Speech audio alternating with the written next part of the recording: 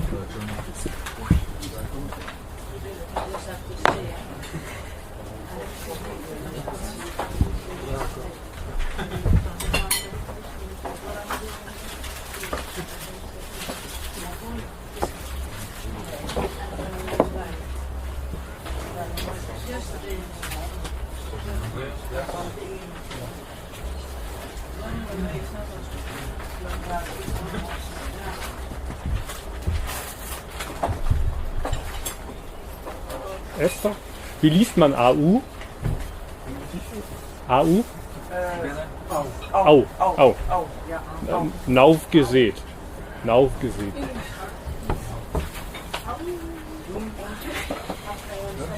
Hai observiert alles naufgesät. Nauche. Nauche. Ah, dass das G ist. Nauche. Nauche. Everybody has text?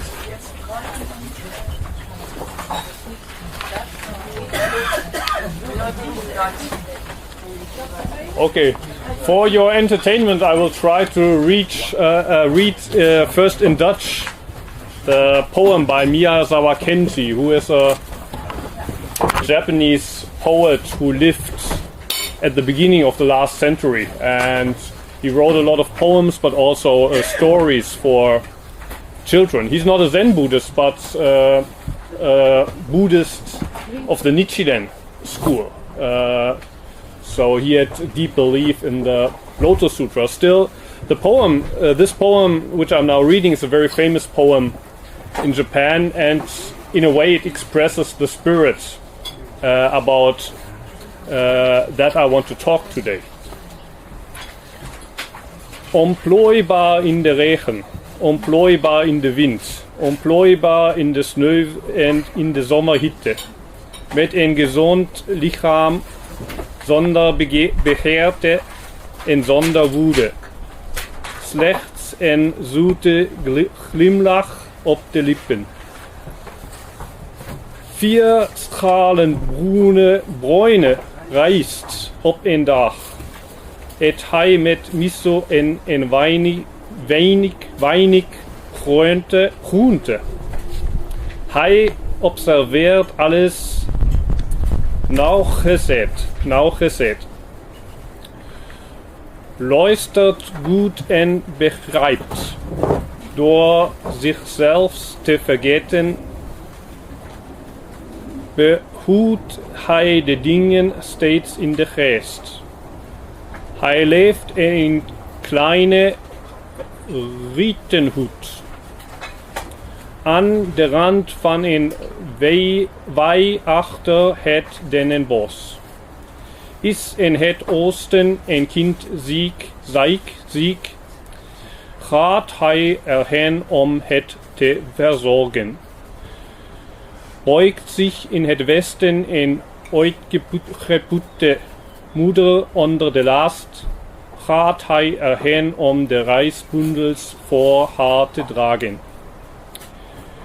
Liegt in het zuiden jemand te sterven, gaat hij erheen om hem de angst om te nemen.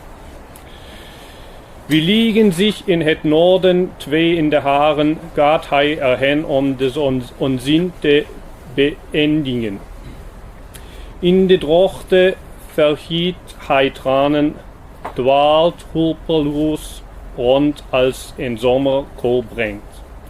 Allen zien hem als een sukkel, niemand neemt hem serieus en hij is niemand tot last. Zo een mens wil ik zijn. For those of you who didn't understand, like myself, on the second page, well, below this there's a German version, but on the second page there's actually two different English versions. I will read the first one. Strong in the rain, strong in the wind, strong against the summer heat and snow, he is healthy and robust. Free of all desire, he never loses his generous spirit, nor the quiet smile on his lips. He eats 4 go of unpolished rice, miso and a few vegetables a day. He does not consider himself in whatever occurs. His understanding comes from observation and experience, and he never loses sight of things. He lives in a little thatched roof hut in a field in the shadows of a pine tree grove. If there's a sick child in the east, he goes there to nurse the child. If there's a tired mother in the west, he goes to her and carries her sheaves. If someone is near death in the south, he goes and says, "Don't be afraid." If there's strife and lawsuits in the north, he demands that the people put an end to their pettiness. He weeps at the time of drought, he plots about at a loss during the cold summer. Everybody calls him blockhead. No one sings his praises or takes him to heart. That is the sort of person I want to be.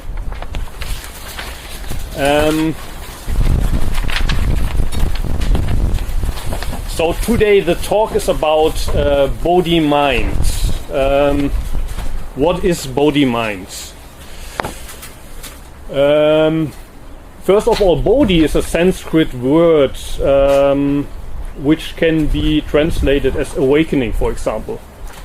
The awakening of the Buddha 2,500 years ago under the Bodhi tree. And that tree is called Bodhi tree because the Buddha awakened there. That's the first and most important example of Bodhi in Buddhism. But then it is always emphasized that we also need to have this mind, the mind of Bodhi. Sometimes it's also translated as the way mind, the mind of the way, because the word Bodhi, the Sanskrit word Bodhi, when it was translated into Chinese, the Chinese found 2 different solutions. One was to take the word as it is and to just look for Chinese characters which are pronounced in a similar way.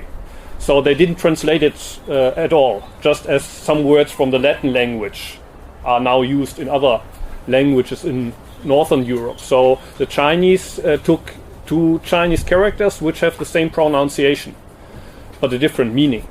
And those words are now pronounced in Japanese Bodai. So one translation of Bodhimind, which is in Sanskrit Bodhicitta, and Chitta was translated as Shin, which is a mind, is Bodai Shin, the mind of Bodhi. And the other solution that they found was, we look for character, Chinese character, which has maybe the same meaning as Bodhi. And the character that they chose is the character which is also known in the West as Tao. Tao is, for example, the absolute truth in Taoism. And this character also has the the meaning way.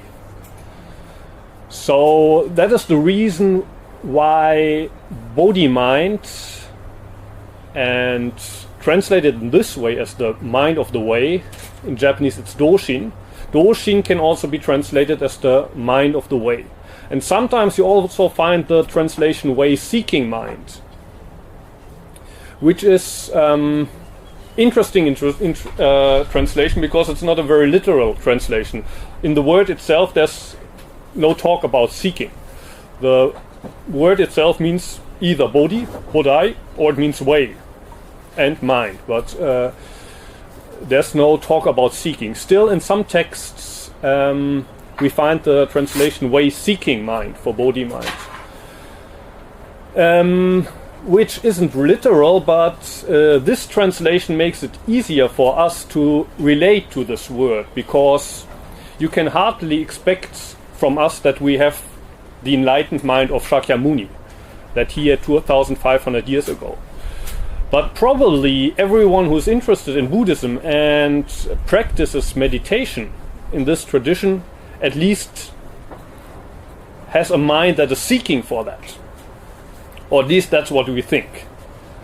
So if Bodhi mind is translated as way seeking mind, it's not a literal translation, but it makes it easier for us to relate to Bodhi mind, because we all have the feeling that we need to wake up. We need to have Bodhi. And although it's not a literal translation, I think as a translation it's okay, because not only makes it easier to relate to Bodhi mind by saying way seeking mind, but actually when we asked who is seeking Bodhi, what is it that is seeking? In the end, we come to the conclusion that Bodhi itself is seeking Bodhi. We are not aware of that in the beginning. In the beginning, we think Bodhi is what is missing. I need Bodhi, I need awakening, I need enlightenment. And I'm looking for that. But then you might realize that actually the Bodhi you are looking for is nothing else than the force of the seeking.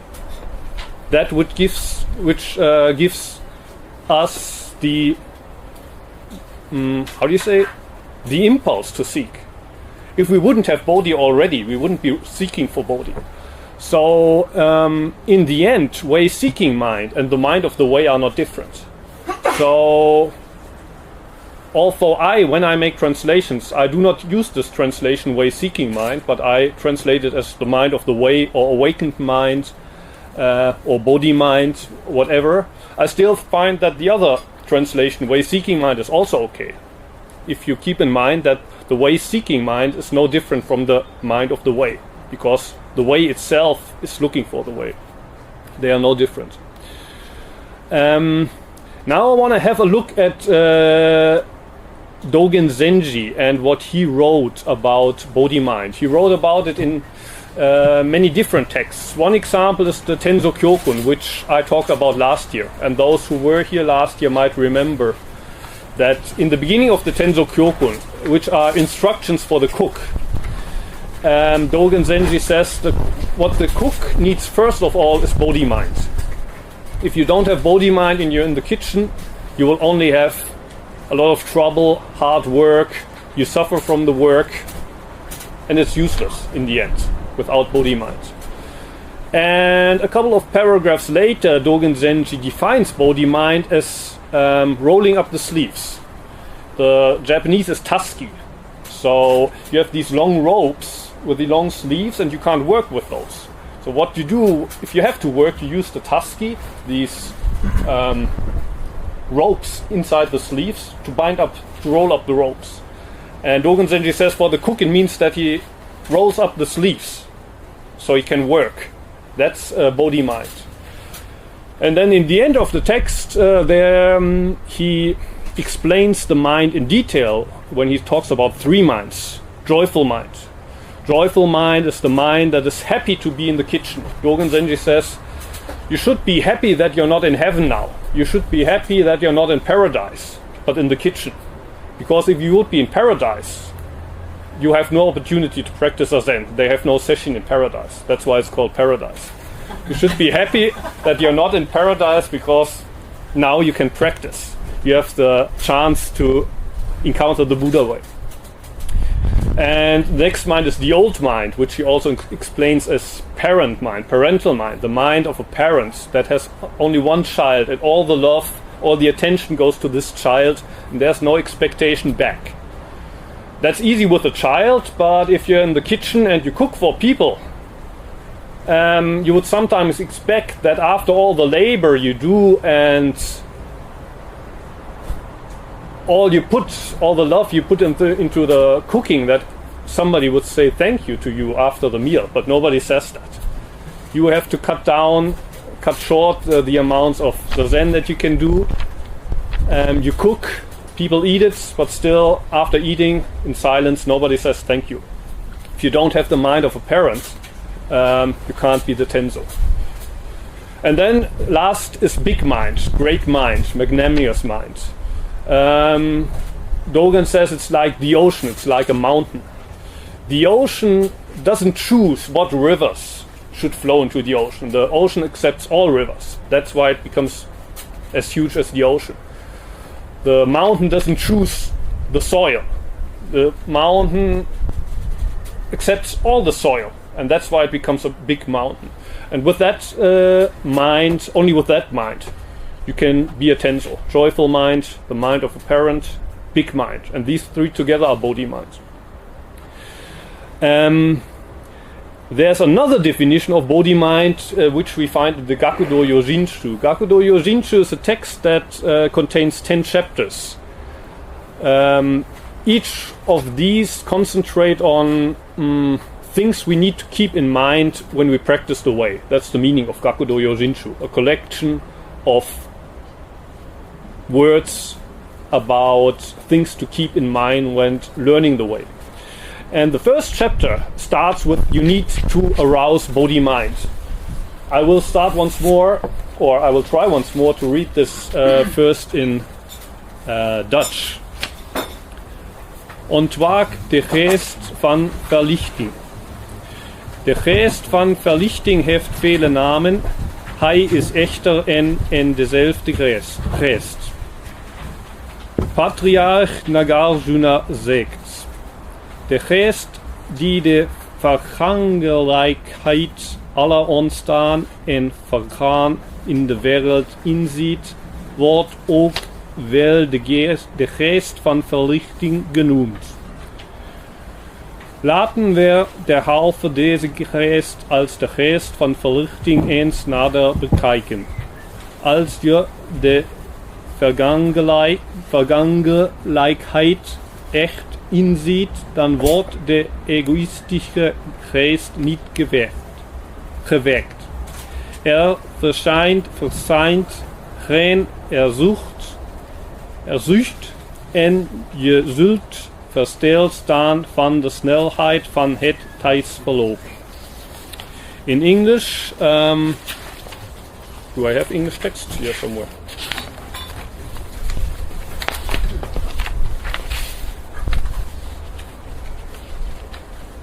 This English translation is not by me. The Dutch translation is based on my German translation, while this English translation is by Nishijima. To establish the will to the truth. So Nishijima's translation of Bodhimind is the will to the truth, which is also an interesting version. He doesn't say way mind or way seeking mind, but will to the truth. The word of Bodaishin, or the will to the truth, has many other titles, but they can be identified totally into one word, Bodaishin. Master Nagarjuna says, we can also call the mind, which can grasp that the situations of secular societies are so flexible and instant, as the will to the truth. And such a kind of intuitive mind is also called Bodaishin, or the will to the truth. Therefore, I think that it might be possible for us to call those many kinds of expressions of the mind totally with the title of Bodaishin, or the will to the truth. Truly speaking, when we reflect the instantaneousness of the present moment, our selfish mind does not occur, and consciousness of fame and profit does not appear.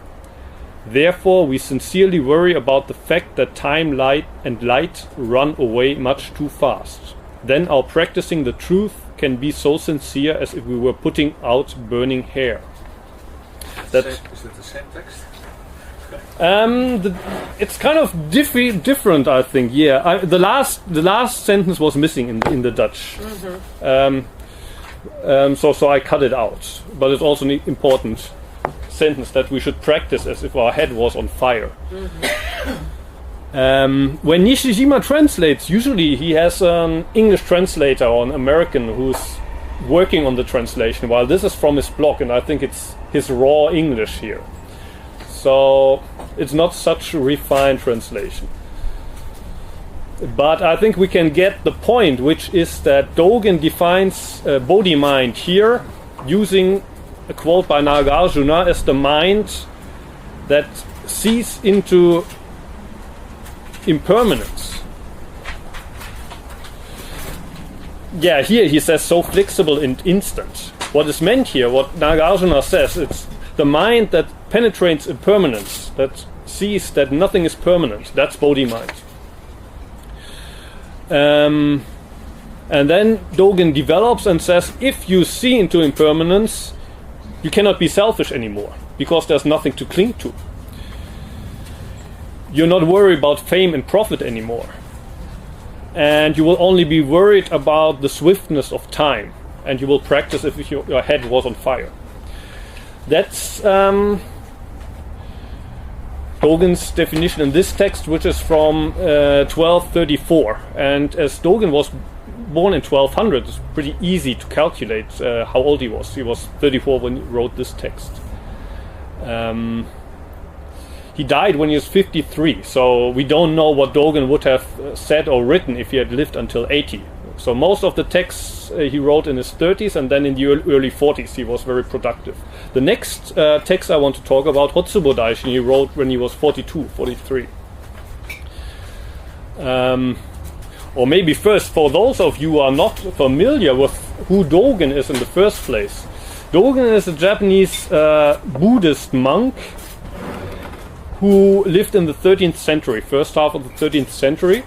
And at the time, Buddhism had been transmitted to Japan already for 600 years. The person who introduced Buddhism in Japan, his name is Shotoku Taishi. It's a prince who imported Buddhism from Korea. And I want to read a quote by Prince Shotoku later, at the end of the talk. Anyway, for 600 years, Buddhism was known in Japan. The sutras had been transmitted. There were Buddhists living in monasteries. But at the beginning of the 13th century, Dogen had the feeling that something essential is missing. And he went to China to learn and study Buddhism once more. And then he brought back Zen to Japan. And for Dogen, the feeling he had was that there had been the sutras in Japan. There were big golden pagodas. There were many Buddhist priests dressed in colorful, expensive robes.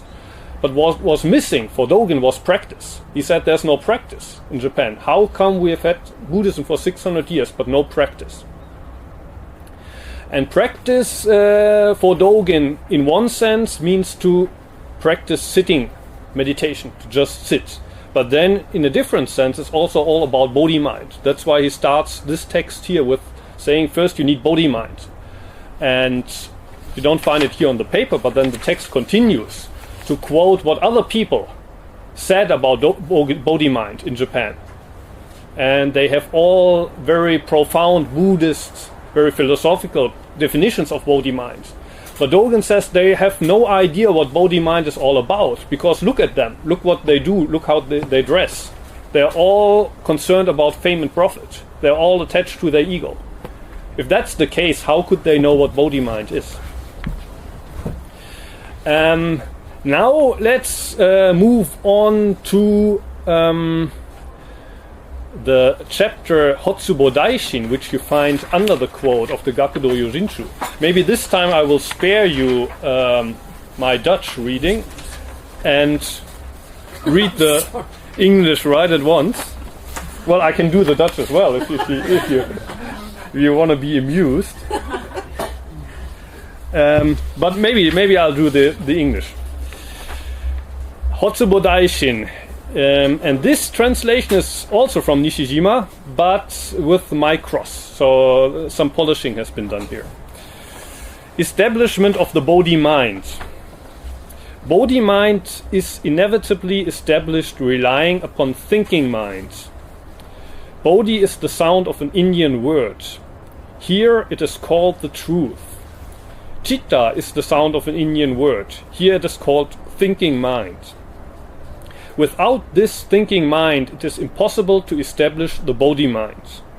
That is not to say that this thinking mind is the Bodhi mind itself, but we establish the Bodhi mind with this thinking mind. Now this is interesting because in Zen we often say that you shouldn't think at all. You don't need to think. You don't need the mind. You don't need the thinking mind. And Dogen Zenji, before this quote, I don't have the whole chapter here on the paper. Before the quote, Dogen Zenji says, well, there's also two other kinds of mind, which are also translated as mind in Chinese and Japanese. One is the mind that all living beings share, even plants and animals. But that's not the mind of Bodhi mind. And he says mind means also the universal essence, what permeates the whole universe. That's also mind, but that's not Bodhi mind. Here he says, or he insists, that it's our ordinary thinking mind, and with this we establish Bodhi mind. It's not something that everything already has, or it's something very transcendental which we can never reach, but our ordinary thinking mind. We need this to establish Bodhi mind. Of course, this thinking mind itself is not Bodhi mind, but this is the tool which we use to establish Bodhi mind. To establish the Bodhi mind means to vow that and to endeavor so that, quotation marks, before I myself cross over, I will take across all living beings. So this is another definition of Bodhi mind. Before he says to understand and see through impermanence as Bodhi mind. Here he says to vow and endeavor so that before I myself cross over, I will take across all living beings.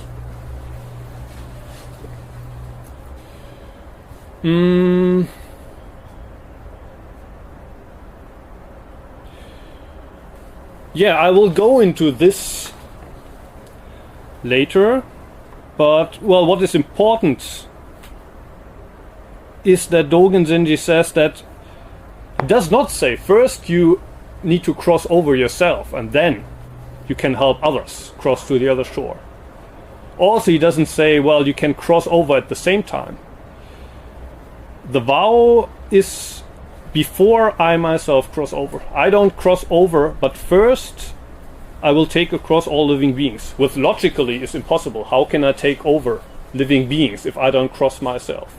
But the vow here is formulated in a way that it says, I will first take over all living beings and then I cross myself. And the crossing or the taking over is of course the taking over from this world of suffering to the other shore of nirvana. So it's a vow to save or liberate all suffering beings. The person with Bodhi mind basically says, I shall stay in suffering until all other suffering beings are saved first.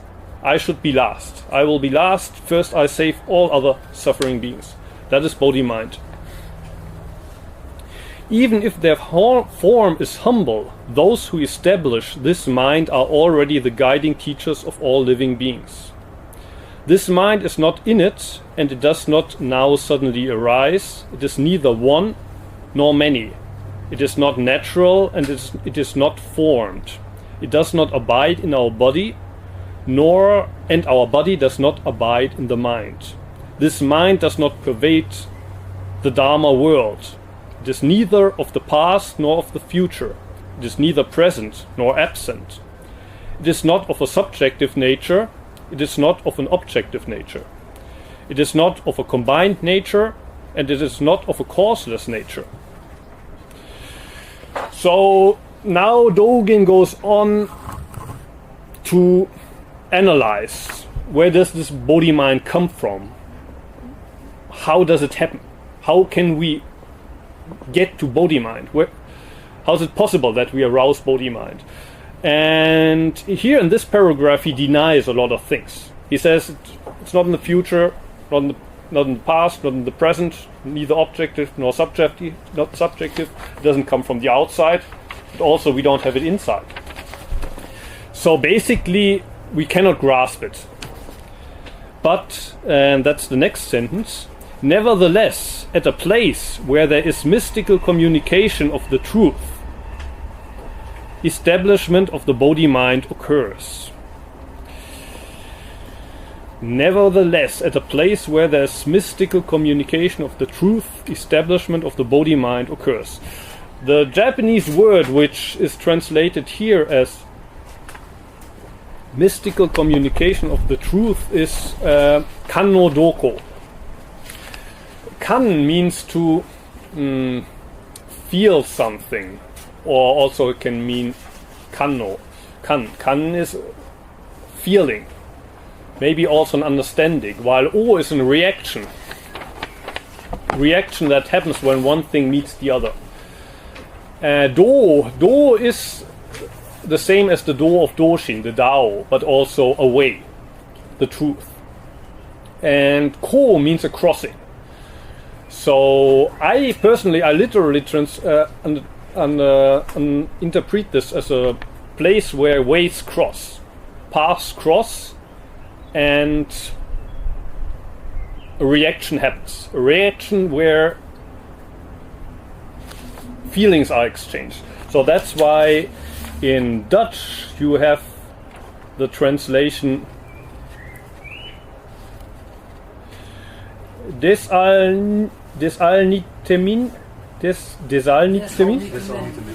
desalniettemin wordt de geest van de weg gewekt waar wegen zich kruisen is doko. The ways cross, paths cross, wegen zich kruisen en harten met elkaar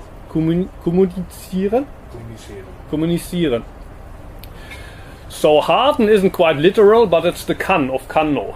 There's feeling involved, and communiceren is the o. There's a reaction. Nishijima chooses to say a mystical communication of the truth. And kanno doko, this expression we find in Dogen when he, for example, talks about his exchange with his teacher Tendo Nyojo in China. When Dogen studied in China, he was sitting next to a monk who was sleeping all the time, and his teacher was admonishing him and saying, he told him, Shinjin Datsuraku. And at that time, Dogen thought, he understood. He awakened. And what happened is, Dogen said, it's kan no doko. Paths crossed and hearts communicated. Or that's how I interpret it. What is interesting there, Shinjin Datsuraku, in Dogen's understanding, means that body and mind drop off. Letting go of body and mind. And now you would expect that somewhere in China, in the collected sayings of Tendo Nyojo, you would find this expression. The funny thing is, Tendo Nyojo's words have been collected in China by his Chinese students, but this expression doesn't exist there. What does exist is a different expression, which means to remove the dust from the mind. And this is also pronounced Shinjin Datsuraku. But the meaning is completely different, obviously. Remove the dust from the mind. So today the scholars are not sure if Tendo Nyojo actually said drop off body and mind, but nobody wrote it down in China. Or maybe he said remove the dust from your mind. And Dogen understood that, but he went deeper and said you should drop off body and mind. Or maybe Dogen misunderstood his teacher. Maybe he couldn't. In the Chinese it's a little bit different, but for Japanese ear it sounds the same. So maybe actually the teacher was just saying to that sleeping monk, hey, wake up. drop the dust from your mind. And Dogen understood you should drop body and mind and was awakened. We don't know. But so what is interesting here and what is important is that for the paths to cross and the hearts to communicate, it takes two sides. It's not enough to find an enlightened teacher, but also you have to have the ear to understand it. If everybody in the Zen hall at that moment would have had the ear, then all of them would have been enlightened, and we surely would have also sources in Chinese that talk about this incident. But for some reason, no Chinese source mentions dropping of body and mind. Or maybe Dogen was the only one awake at the moment. Yeah, it's also possible. So, and here in the context of Bodhimind, Dogen says that's how Bodhimind occurs. It's not that we carry it inside already, but also it's not coming from the outside. But there's two factors meeting. Two things have to meet. And that's how Bodhimind arises. In Nishijima's words, it's a mystical communication of truth. It is not conferred upon us by the Buddhas and Bodhisattvas, and it is beyond our own ability. So that's the point I just wanted to make. If it had nothing to do with us, then it could be transmitted from the Buddhas and Bodhisattvas directly from above. But that's not enough. But also it's not in our own ability. Then we wouldn't need a teacher, we wouldn't need a Sangha. There would be no use in kind of practicing with a teacher if we already carry it in ourselves, and we would only have to bring it out. Both things need to come together. Establishment of the mind occurs during mystical communication, or again, crossing of the paths and communication of the hearts. And so it is not inherent. This establishment of the Bodhi mind is most often able to occur in a human body on the southern continent of Jambudvipa. And the southern continent of Jambudvipa, well, there's in the Buddhist legend, there are 4 continents in each direction: north, east, west, south. And south, that's where we live. So planet Earth is located on the southern continent. Rarely it also occurs in the 8 troubled worlds, but not often. It's also possible that other beings establish Bodhimind, but that's very rare.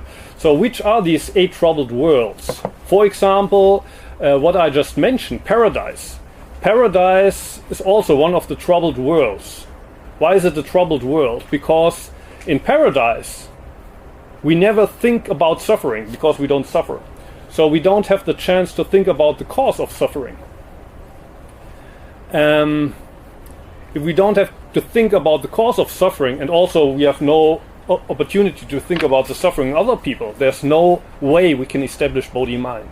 So that's why paradise, for example, is one of the troubled worlds. Other troubled worlds are hell. In hell, the suffering is so big that we're kind of absorbed by the suffering itself. We can't really go into the root. Why am I suffering? So that's why we should be happy to be born as living beings in this world with a moderate amount of suffering, not too much, not too little, and this enables us to arise Bodhi mind. After establishing the Bodhi mind, we do training for 3 Asamkaya Kalpas, or for 100 great Kalpas. In some cases we practice for countless Kalpas and become a Buddha. This Asamkaya Kalpa, or the Great Kalpa, this also comes from Buddhist philosophy. How is an Asamkaya Kalpa defined? Basically, it's an incredibly long amount of time. One definition I know is you have a block of granite, which is 1 kilometer long, 1 kilometer wide, and 1 kilometer high. And you have an angel that is descending from the heavens, and the angel is dressed in feathers. And with the sleeve of this feather dress, the angel is softly wiping over that block of granite. And because of the friction, a little dust is removed from the granite. but well, nothing much happens, of course. And then the angel returns to heaven again. And 100 years later, the angel comes again and does the same thing, same procedure, with the feathers softly wiping over the granite. And after a couple of 10,000 years or so, the edges of the granite will get a little bit softer because of the friction. And after a million years, maybe you can actually see that the edges are getting rounder. And then eventually, well, the granite will become smaller, and one day it should disappear, all be dust. And that's when one Asamkaya Kalpa is over. So if we practice and we die and we are reborn, we continue to die, and at that time we are not Buddhas, but 1/3 of the way we have done. We have to wait for that angel and do the same procedure 3 times. I read in years it's like more than 5 billion. How did you calculate that? No, I didn't. Did they experiment? I just imagine. Yeah. It sounds reasonable, yeah. Sounds not right. So, the Buddhist idea is that we can all become enlightened. It's possible. It's possible, but it's not so easy. It takes a lot of time. Basically what I just said. This granite block has to be reduced to dust 3 times. Then you become. It's not impossible. For anybody it's possible, but you have to invest a lot of time. And often in Zen, this time is incredibly reduced to the extent that people say, well, if you want to become a Buddha, go there and sit. The same moment you're already a Buddha. So in Zen, if somebody asks you, well, when will this granite block be reduced to dust? The answer would be now. Now. Now is the time to reduce the block to dust. But here in this text, in the Hotsubo Daishin, Dogen is more conservative and says, don't expect to become a Buddha at all. Just establish Bodhimind now and for endless. First he says Asamkaya Kalpa, which is already a long amount of time, 5 billion years I just heard. But then in the next sentence he goes on, in some cases we practice for countless kalpas. Even longer than that, countless kalpas, and become a Buddha. And then the third sentence, in other cases we practice for countless kalpas to make living beings cross over before us, finally not becoming a Buddha ourselves, but only taking across living beings and benefiting living beings. So first, you're still making a compromise. Okay, if you establish Bodhimind and help living beings, after that granite block is reduced to dust 3 times, you can expect to enter nirvana yourself. Then he's making one step further and says, well, even then, you might have to put on in even more, countless kalpas, and then become Buddha. And then third sentence he says, well, it's best if you don't expect to become a Buddha at all. But just help other beings to cross over and become Buddha, without expecting to become Buddha yourself. This accords with the attitude of delight in Bodhi. In general, the Bodhi mind ceaselessly operates through the 3 forms of behavior, so that all living beings may somehow be caused to establish the Bodhi mind and be led to the Buddha's truth.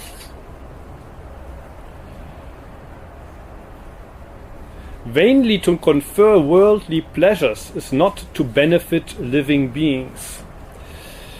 So what does it mean to save a living being or to help living beings? This sentence here is very important. That the ultimate aim, when you establish Bodhimind and you say, I shall not be saved myself, I want to save others first, is that you try to help these other beings to establish the same mind, to arouse the same mind. That means if I wanted to help Joseph, then I might be nice to him sometimes. I might offer him a cup of tea or a cup of coffee. But basically my final aim would be to help Joseph forget about himself and help other beings. So the aim of the Bodhisattva at first is I don't need to be saved. I don't need to be liberated. I want to liberate others. But then the next step is, how do I liberate others? I help these people to have the same wish and also forget about their liberation and help again other people. It's not just simply that I am nice to other people or I help these people so that they feel comfortable, but rather one step ahead, I cause these people to forget about their own happiness, about their own liberation, about their own enlightenment, and also see, oh, there's lots of suffering around. What can I do about those people? And here the text, the Dogen Zenji, the original Shobogenzo continues. I've cut this out. And the next sentence comes from a later part of the chapter. Benefiting living beings means causing living beings to establish the will to deliver others before they attain their own deliverance. So once more, if I try to help others, it means that I help these people so that they also forget about themselves and try to deliver others before they themselves are delivered. So there's a kind of chain reaction going on here. We should not expect to become Buddha by virtue of having established the will to deliver others before we ourselves attain deliverance. That is important, and Dogen Zenji comes back to that at the end of the chapter. The traditional idea is our aim should be to become Buddhas and enter Nirvana. For that we have 100 great kalpas or 3 Asankaya kalpas. Very long time. And this time we need to use to practice as bodhisattvas. So as bodhisattvas we train ourselves, we refine ourselves, and finally we become Buddhas ourselves. And Dogen here says you shouldn't hope that forgetting about yourselves and putting the salvation of other people above yourself will make you a Buddha. Because then you're only tricking yourself. You're not really forgetting about yourselves anymore. You say, well, okay, I forget myself for a while if I can become a Buddha later. This, Dogen says, shouldn't be the case. Benefiting living beings means causing living beings to establish the will to deliver others before they attain their own deliverance. We should not expect to become Buddha by virtue of having established the will to deliver others before we ourselves attain deliverance. Even if virtue which might make us Buddha has matured and is about to be consummated, we turn it toward living beings' realization of Buddha and attainment of the truth. So even if it should happen after 3 long kalpas that our karma gets so good and refined and we're so polished that we could enter Nirvana anytime, the door is open, Dogen says we don't do it. We use this virtue or karma or whatever to help other living beings. We don't enter Nirvana. And this is the last part of the chapter. I'm jumping here again. Sometimes in order to hinder a practitioner, celestial demons, papillas and the like, that's all kinds of demons and stuff, demons, devils and the like will take on the shape of a Buddha or will appear in the shape of a parent, a teacher or relatives, gods and so on, thus drawing near. They concoct fictions and prevail upon the Bodhisattva, saying, the Buddha's truth is far distant. You would suffer long hardships and experience the deepest sorrow. The better course is to resolve our own life and death first, and then to deliver living beings. So Dogen says it happens that we get advice like this. People come close and give us the advice that it's not so easy to understand Buddha's truth. First you need to understand yourself and to have to save yourself. You have to get enlightened yourself. How can you possibly help anybody before you don't get enlightened yourself? How can you try to get somebody to the other shore if you don't know where the other shore is? That makes sense. But Dogen says those are devils. And then the rest of the chapter is kind of devoted to kind of analyzing devils, where they come from, who they are. But once more, what the devil says makes sense. How can we help a person if we're not already liberated ourselves? First, we need to help ourselves, shouldn't we? How can we be a guide to somebody if we don't know the way ourselves? The problem being that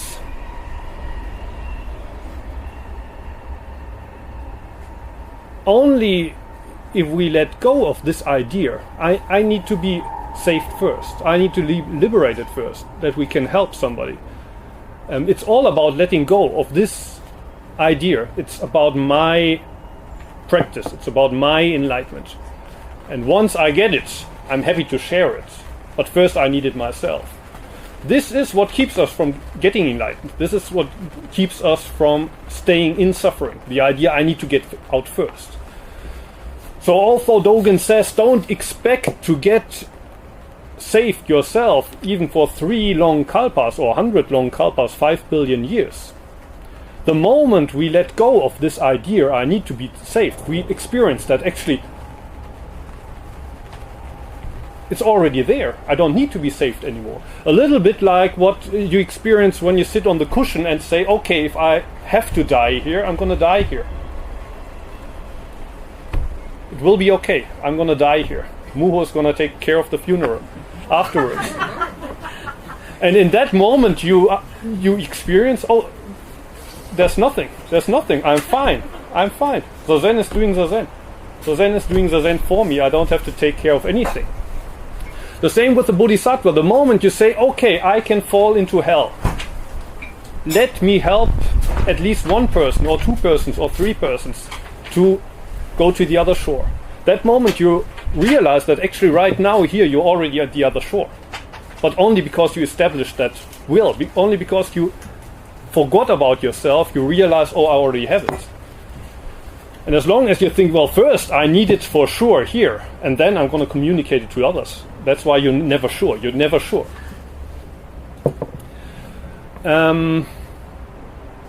What time do we have right now? 3 o'clock. 1 hour into my talk. Okay. So much about maybe Hotsubo Daishi in this chapter. Oh, thank you. I could get into more details. One interesting part of the Hotsubo Daishin chapter is Dogen's theory of time. If you're into philosophy and Dogen and time, he develops a very special theory of time, and he calculates how many kshanas we have during the day. And the ksana is the minimum amount of time, kind of a quantum time. And again, a funny calculation, and he says there's 6,400,990,980 kshanas, which proves to be a calculating mistake, because he didn't have an abacus with him, I think. The real number is, what was the real number? 6,480,000. So, but you can check in the Dutch, either the Esther site or the Dutch version of the Antaisio homepage. If you're interested, you go to the Shobogenzo, you go to Hotsubo Daishin, and there's a footnote in the center of the chapter, and I explain why it's a calculating mistake. But that doesn't need to bother us now. Next, I would like to move on to another chapter of the Shobogenzo, Bodhisatta Shishoho, where Dogen talks. Excuse me. Yes. It's maybe still interesting. That comes down to about 70,000 times a second. It's about 100th of a second. 6,400,480,000 divided by how many seconds do we have in a day? 24 times 60 times 60. I think it's 0.016 seconds is one ksana. So to give you an idea that we're talking about here and now, about a moment. Yeah. How long is a moment? So to be exact, we would have 60 moments in 1 second. 60. So Dogen says when it comes to 100 ksana, we realize it. We are able to distinguish units of 100 ksana, which would be a little more than a second. Then we see there's something moving, there's something happening, there's a light flashing on and off. But when it's a hundredth of a second, we don't realize it anymore. Or like when we see a movie, we have 24 a second, and we don't see that it's separate pictures. We think we see a moving picture. And if we wouldn't know that actually that's separate pictures, we wouldn't believe it. And that's basically the theory that Dogen develops there. Like, there's no moment, there's no movement. And there's, like in Genjo Koan, life is not turning to death. Death is not turning to life. Spring is not turning to summer, because spring is only spring, here and now. There's no movement, there's no development. And one question is, why does he need this theory of time in the Hotsubo Daishin chapter? Because obviously it's not related to Bodhimind. And I think he needs the theory here to make it plausible that we can establish this mind here and now if we want to. Because if we think about karma, and for example these long periods of kalpa times, then being the persons which we are, born in ignorance, greed, craving, how can we possibly establish Bodhimind? Being determined by karma, our mind being completely kind of determined by the karmic seeds coming from the so-called, what was it, the eighth consciousness, the store consciousness.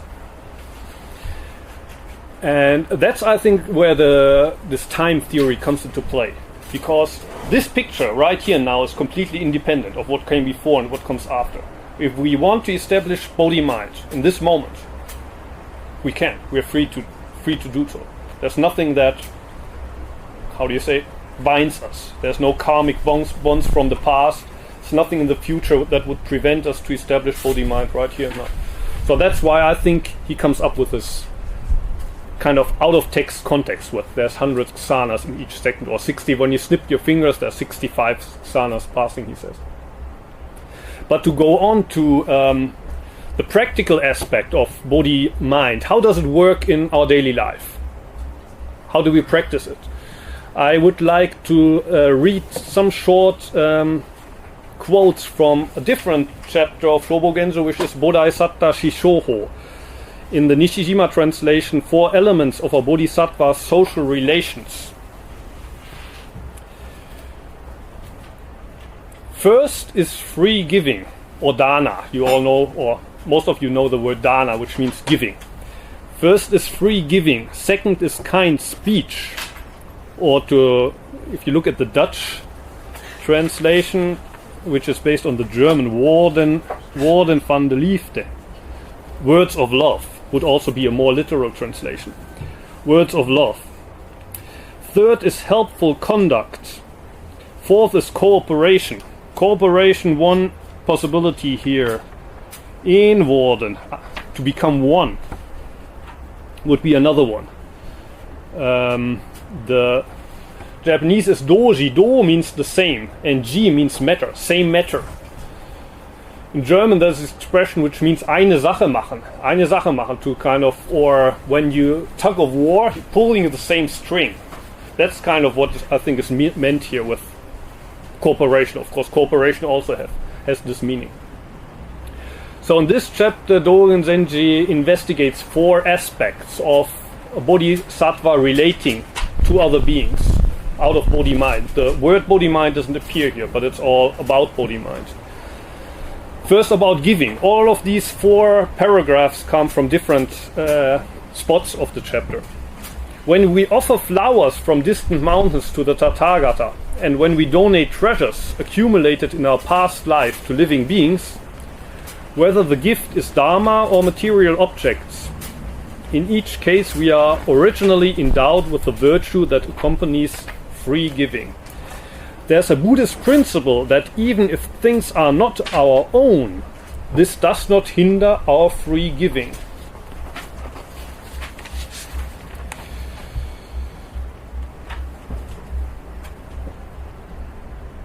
Het is zelfs toegestaan te geven wat niet van jou is. Van jou is. Het is zelfs toegestaan te geven wat niet van jou is. That's a little bit funny, because in Buddhism there's one among 10 precepts which says you shouldn't steal. So how can you give something that doesn't belong to you? How can you give something that's not your property? But then the other way around, there's this famous anarchist saying, property is theft. And in a way that's also true for Buddhism. We don't have property. What property do we have? What does belong to us? For example, people talk a lot about my time. But all of us, we have 24 hours a day. How much of that does belong to us? In a way, it's all our time, isn't it? When we do Zazen, that's my time. When I do Zazen, that's my time. When I do Sangha, it's my time. When I sleep, it's my time. There's nothing in the 24 hours of the day that's not my time. But can I really claim this as my property? No, I mean, I have no right, in a way, I have no right to be still alive today. I could have died yesterday. I could die tomorrow. If I'm still alive tomorrow, in a way, it's a present.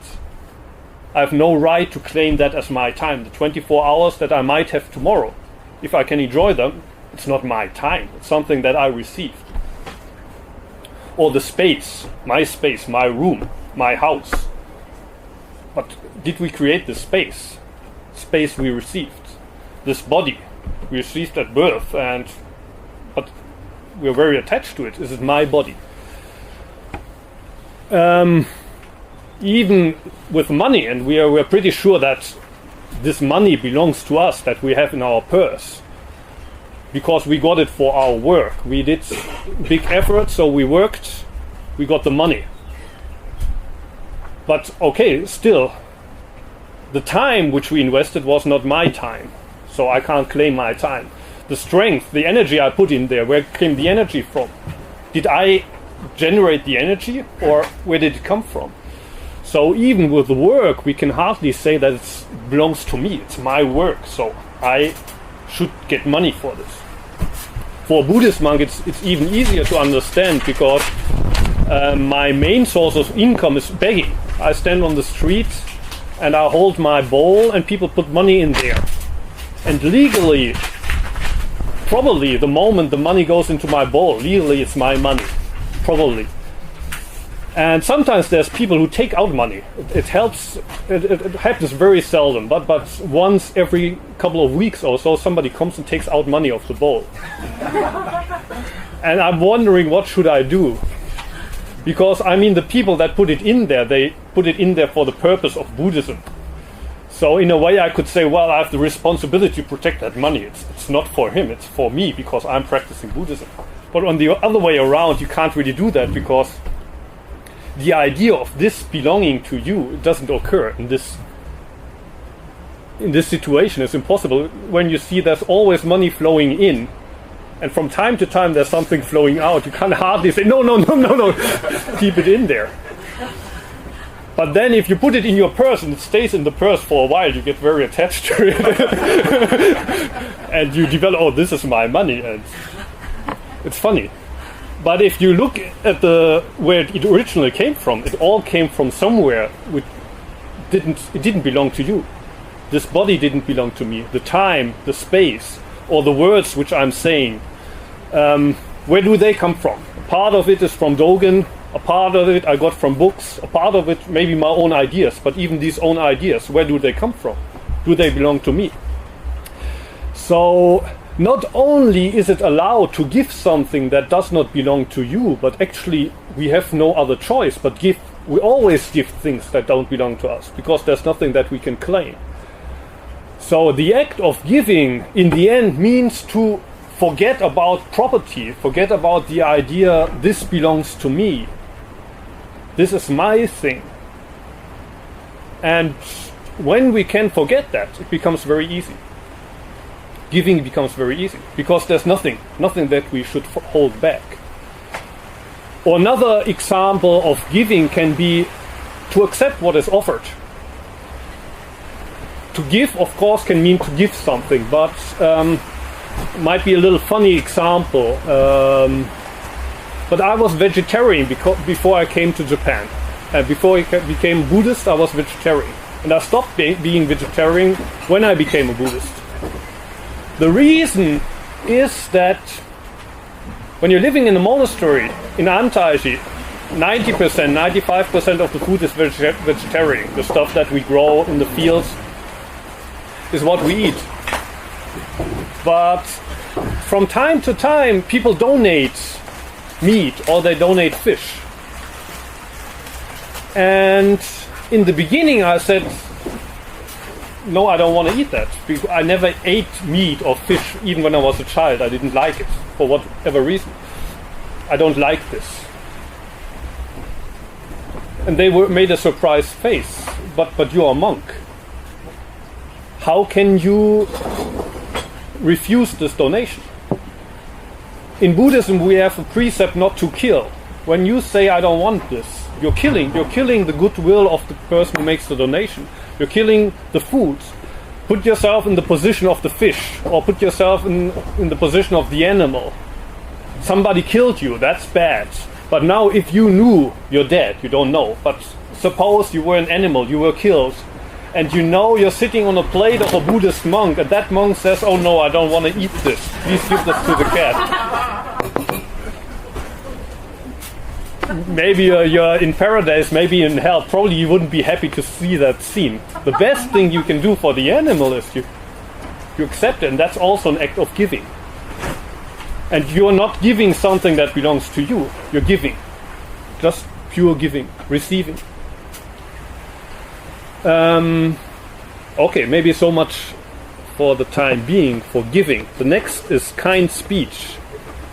Kind speech means, when meeting living beings, first of all to feel compassion for them and to offer caring and loving words. Broadly, it is there being no rude or bad words. To hear kind speech spoken to us directly makes the face happy and the mind joyful. To hear kind speech indirectly etches an impression in the heart and in the soul.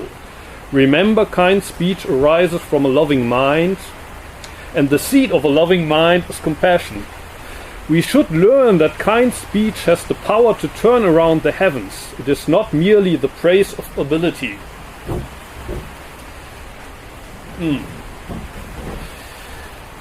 The difficult thing here is the application to real life. When you have the opportunity to praise somebody, be kind to them, be nice to them, say nice words, and you can do that, it's always a wonderful experience. But then there's also lots of cases where you need to offer criticism, voice criticism. Sometimes in very direct words, when the first time you say it in a soft way, maybe the first time you don't say anything, you give an example. The example is ignored. At the same time, the next time you say it in a soft way, still no effect. One point you feel, now here I have to say something in a very direct way. Can this also be an expression of kind words? I would hope so. Otherwise, what I do most of the time in Antaiji is against this. And Dogen Zenji says here, well, it's not merely the praise of ability. So just as the Bodhisattva is not merely trying to help people, but trying to help them to go one step beyond and forget about themselves and help others. Kind words also sometimes can be shocking words to wake up people. And sometimes you hear also the explanation, when a Buddhist master gets angry, it's only the words which are angry in his heart, deep in his heart. He's not angry at all. Which I don't know about other Buddhist masters, but in my case, to be honest, actually also often there's anger. So when I seem to be, usually here during the summer also, people ask me, are you always so friendly and so relaxed? Well, the truth is in Antaiji, not at all. If you knew me in Antaiji, often I'm also angry. So without looking for, how do you say, excuses now, I try to read this also as a reminder for myself. Kind words can also be sometimes critical words, but criticism is useless if it's not expressed in a way that the other person is able to listen to it. And even the best criticism, if it's not expressed in the right way, will only fall on closed ears. So that's something I have to remind myself. Next point is helpful conduct. Means utilizing skillful means to benefit living beings, high or low. For example, by looking into the distant and near future and employing expedient means to benefit them. People have taken pity on stricken turtles and taken care of sick sparrows. When they saw the stricken turtle and the sick sparrow, they did not seek any reward from the turtle and the sparrow. They were motivated solely by helpful conduct itself. Stupid people think that if we put the benefit of others first, our own benefit will be eliminated or reduced. This is not true. Helpful conduct is the whole Dharma. Helpful conduct is the whole Dharma here means that me and the others are not separated. So it's not that if I help Joseph without expecting anything in return from Joseph, that I'm losing something. I'm losing part of my time and my energy because I have to invest it to Joseph. But rather because this helping comes out of a feeling of connectedness. When I'm helping Joseph, I'm helping myself. Most obvious example is again the mother and the child. When the mother feeds the baby, the mother doesn't expect the baby to say thank you, but the mother is happy seeing that their baby is happy. That's what meant by the whole Dharma. There's only one Dharma, and the connectedness. Out of connectedness, we become able to help.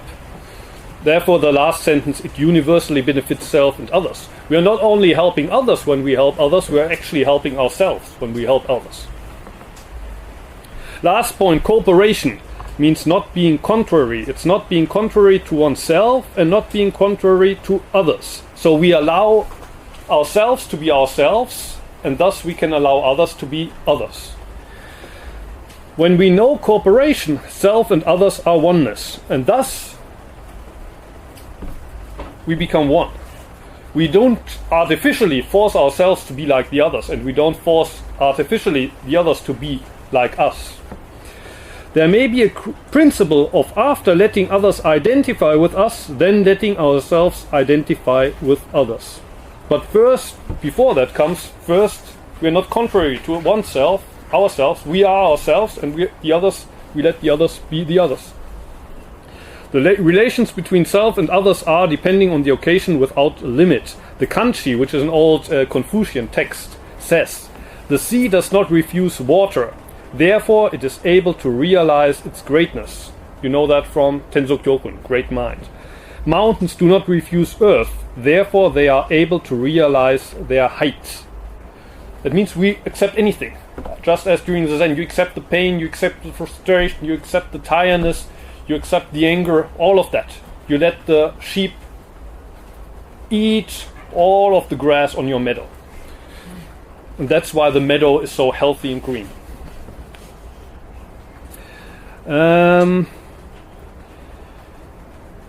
Because enlightened rulers do not hate people, they realize a large following. A large following means a nation. An enlightened ruler may mean an emperor. Emperors do not hate the people. They do not hate the people, but that does not mean that there's no reward and punishment.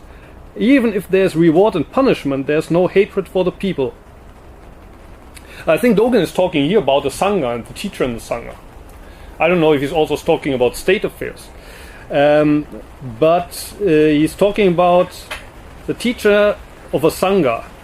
If the teacher in the Sangha is accepting and understands the Sangha, he will have a large follower. If he has big mind, a mind that is open like the ocean, like the mountains. If he doesn't have a large following, like I at Antaiji, probably it's a sign that big mind isn't developed well enough. But anyway, that's how a teacher should be. Still, doesn't mean there's no reward and punishment. Doesn't mean that there's no rules in the Sangha. In since 2,500 years ago, we have a Vinaya set of rules, and in Southern Buddhism, it has been preserved more or less the same. In Mahayana Buddhism, it's in constant change. Even today in Antaj, you are still changing the rules all the time, but that doesn't mean that rules are not important. There are rules.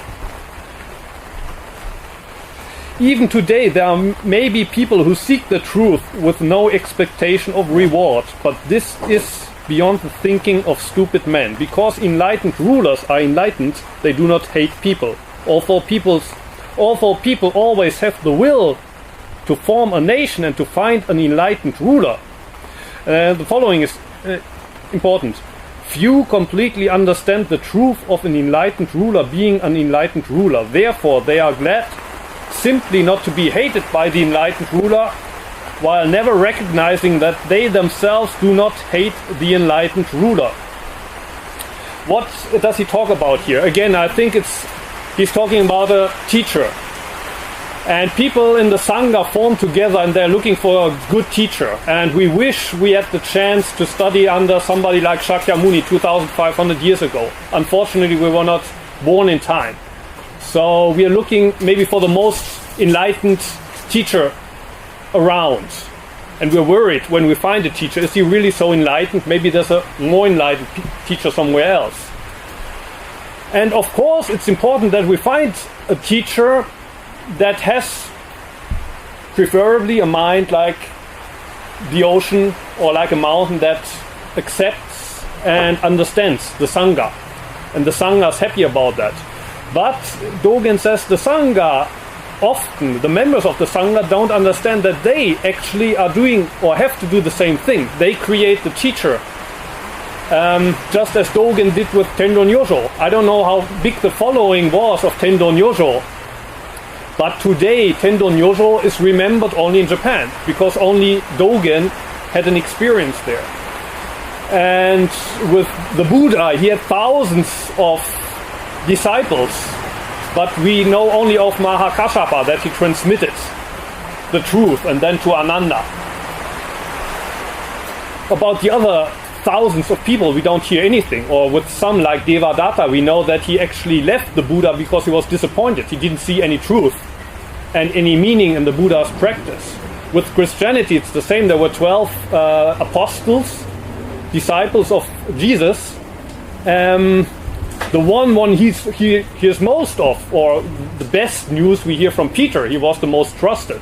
And Judas was the one who kind of betrayed him, sold him. And even Peter then said 3 times, I don't know this guy. So actually that we know about Jesus today is to a big part thanks to Paul, who never met Jesus. And in a way we could say he invented Jesus. And if we agree with Paul's invention of Jesus or not is a different question. But again, it shows how important it is how you relate to the teacher and how much your attitude toward the teacher determines what the teacher is. Thus, the truth of cooperation exists both for enlightened rulers and ignorant people. And this is why cooperation is the conduct and the vow of Bodhisattva. Cooperation, or as Dogen said before in the Hotsubo Daishin chapter, ways have to cross and hearts have to communicate. We should face all things only with gentle faces. That's a nice sentence here at the end. And then the quote at the end of the page in, maybe again I try once more in Netherlands, in Dutch. Hemel en aarde geven zichzelf. Lucht, water, planten, dieren en mensen geven zichzelf. In dit geven van de een aan jeder andere leven wij. Heaven and earth give themselves, air, water, plants, animals and humans give themselves. It is in this giving themselves to each other that we actually live. A quote by Kodo Sawaki in which he explains this way of giving that I was talking about here.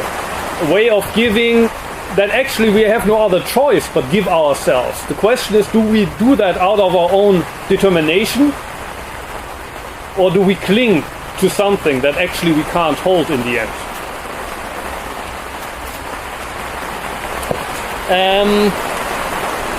Now I want to, before you have the Of course, you can also ask questions after this. First, 3 questions from my side, which I want to discuss.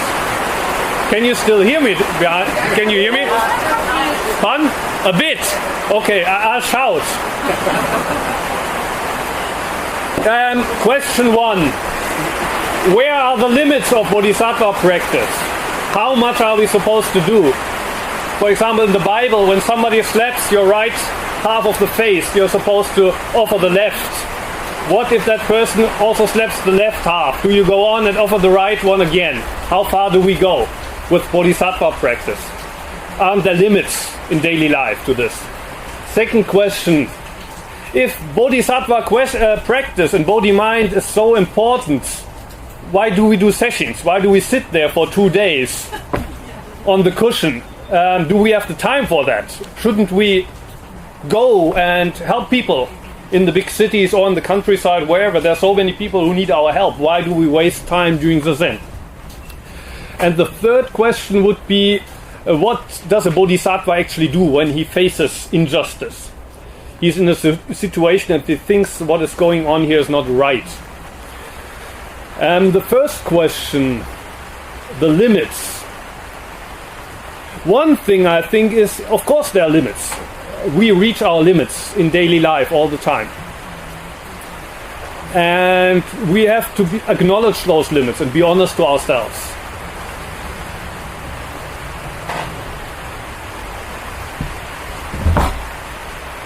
And when that's the case, when we've reached the limits, we often have to communicate that and say, sorry, but I can't help you any further than this.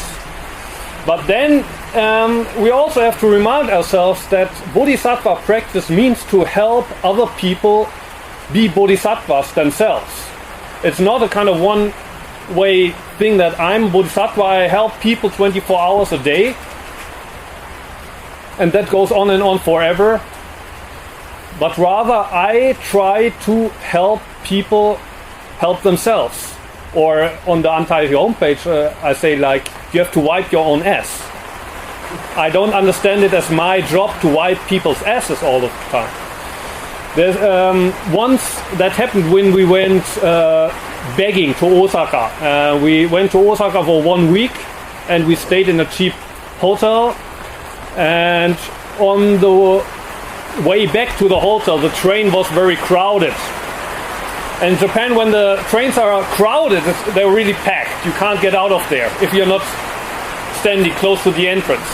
So at the station where we had to get out, all of us could get out except for one woman. She was left behind on the train, but she knew where the hotel is. So I wasn't worried. And Japan is a safe country, so eventually, in the worst case, you have to get out at the last stop and then you take the next train the way back. But anyway, you'll get back to the station and she'll find the hotel because she knows where the hotel is. I wasn't worried. We went back to the hotel. 20 minutes later she comes. Everything fine, I thought, but she's angry. Why didn't you look for me? Why didn't you call the police? I could have been kidnapped. I said, no, I don't think so. I was sure you find us. So she asked me, well, what would have happened when your 2 children were on that train? And my children were 3 and 4 years old at the time. So I had to admit, well, probably I would have been worried. Maybe I would even have called the police. And so she said, well, I thought so. You're more worried about your children than about me. And you call yourself a bodhisattva. But then there's a difference there.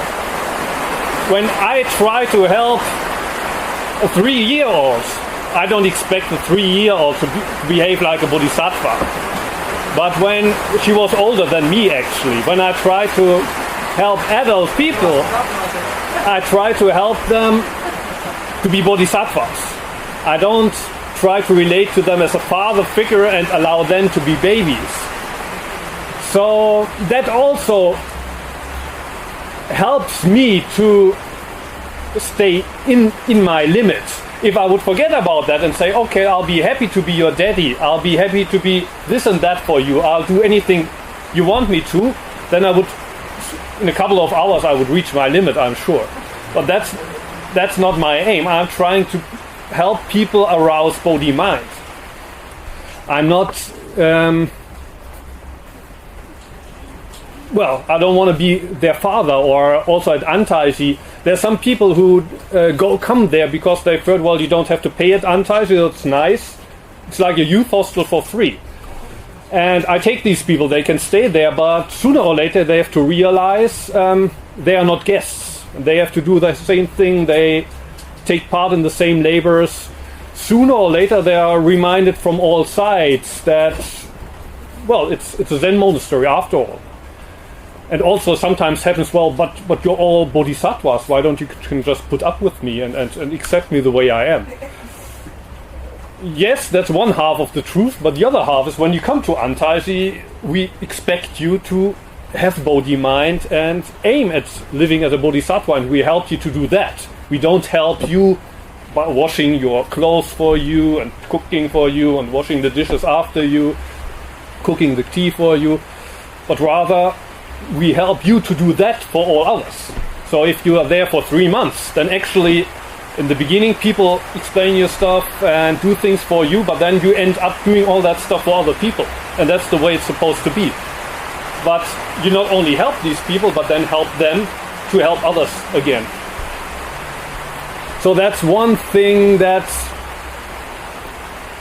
contains it in the limits. So it's not one thing that I always kind of wipe people's asses. No, my idea is I try to give an example of what it means to wipe your ass. And if people don't want to learn from the example, okay, then I teach them with words. And if kind speech doesn't help, then harsh words. And, well, hopefully that works. The second question, why do we sit zazen if we could be doing bodhisattva work right now? One answer, first answer is related also to the limits aspects. I think for me in my life I needed stable axis. If my life, the 24 hours would be a wheel, a turning wheel, then the Zen would be the axis. And if that axis isn't stable, also the wheel would get out of focus, out of center. So even if I have the idea I would like to help people, intention alone isn't enough. You also need the strength to put that into practice. And the strength, in my case, without the Zen, I don't think I wouldn't have that strength. So that's one answer. We need a firm axis in our life. And for some people, 15 minutes zazen a day maybe is enough. For some people, 1 hour. In the case of Antaiji, we sit an average of 5 hours zazen, very strong axis. But I think I need that. And from time to time, a session also helps to get centered in one's life and remind oneself of Bodhimind, and also to generate the strength. You need to practice that. The other half of the answer, which is maybe even more important, is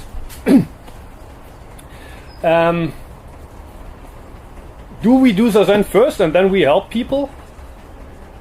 I don't know about you, but I couldn't sit a session like this by myself. If, for example, Esther did the organization, and about 1 week, 2 weeks ago, she said, I'm not going to do it. It's not worth the effort, and I have no money, and I don't want to do it anymore. And I said, great. Then I have 3 days off. Perfect. Of course, I could also have said, well, if you don't organize the session, I'm going to sit here alone. It would have been an option, but I don't think I could have done it. I couldn't have motivated myself to do it alone. The option would have been there. So I'm glad that Esther did it, the organization. I'm glad you all participated because you helped me to do the session. So it's not that you do the Zen first to prepare yourself to help people later, but when you do the Zen, you're already helping people because most people, or maybe all of us, couldn't do it alone. That's the point when I said today, you do not sit alone.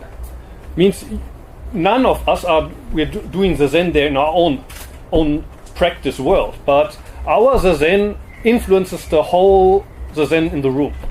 Everybody in the room profits from our Zen, and each of us profits from the Zen of everybody. That's why it's also important that everybody is there. even if you're in pain, even if you're tired, even if you would rather go to sleep early. It's important that you're there because you're not doing it for yourself, you're doing it also for everybody else. So participating in session is not something you do for yourself only. You're also doing it for everybody else. If it weren't that way, then you could do session in your own room, in your living room at home. You can't do that because you need the help of the Sangha. And when you join the Sangha, you're also helping the Sangha. And you should have that attitude. I'm not doing that alone, but I do it for the others. Otherwise, you're just like somebody who's using the Sangha whenever you need the Sangha, but then when the Sangha needs you, you're out. That shouldn't be the case. I think the influence goes beyond the dojo also. Of course, of course. You know the research that was done in Jerusalem? No. That I don't know how well this research was done. So. But they measured the amount of people that was meditating on a day, and then they compared it to the amount of violence, the amount of incidents. And it was a perfect line, like they followed each other perfectly. But again, I don't know... the amount of silence in that area, or violence in that area. Yeah. Mm-hmm. At that time, yeah, it was like, it went parallel with each other. I should look it up again. Mm-hmm. But again, I don't know how well this research was done methodically. I don't know either. Usually, personally, I try to stay out of this kind of magic vibrations stuff and so on. But It's got nothing. It's not magic. It's just, but why the people around, they don't know about the session, or do they? No. No, it was just. So why, for example, if there wouldn't have been a session, I would have shot my neighbor. Well, I'm not participating in the session, of course. There's a session going on. I wanted to shoot my neighbor, but there's a session going on there. I don't even know about it, but there's something. That's the idea, yes. Yeah. If that's true, that's great. But Again, I don't know how well this research was done. How? Yeah, no, it's great to hear. We don't know who Keith might have killed somebody during these 3 days. Thanks to us, he stays in his office. No, but personally, I do believe in something like collective consciousness. Yeah, it's of course. Yeah, Jungian philosophy is possible. Yeah. No, but there's research also. Yes. Also supporting this. Yes. Like when they teach a group of children somewhere in the world a song, and they teach the same song to a different group of kids somewhere else in the world, Yes. the second group learns the song faster. Mm-hmm. Okay. So there is actually, and it's no magic involved. Well, depends on what you call magic, but at least it's something that's not easy to explain. Yeah, okay. Of course, if you have the common consciousness, then you can explain it by that. But okay. No, I sorry, I didn't want to make fun of what you said. Again, I don't know how good this research is. Maybe it's very easy to mess around with data. But besides that, I'm convinced that by doing so, you do something to your environment. Mm-hmm. Mm-hmm. And the people inside the environment. That I am. Well, that's. Yes. No, why would it be limited to the dojo? So then where are the limits of that state that influences the dojo? And then it doesn't travel outside of the dojo.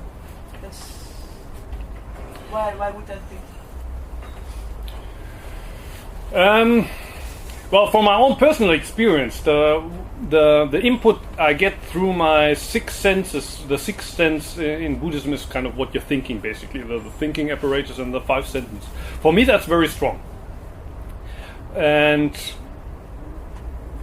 I can't deny that there might be other influences. For example, there's the store consciousness, karmic conditioning from, I don't know, yesterday, 10 years ago, maybe past life, I don't know about that. But then what you're saying now seems to hint at there's something beyond that, or there's something on a different area. It's not the six senses, it's also not the store consciousness. Or I would call collective. Collective store Usually consciousness. collective consciousness. Okay, so good. It's what you send, the vibrations you send, and that's what you get. It has a relation.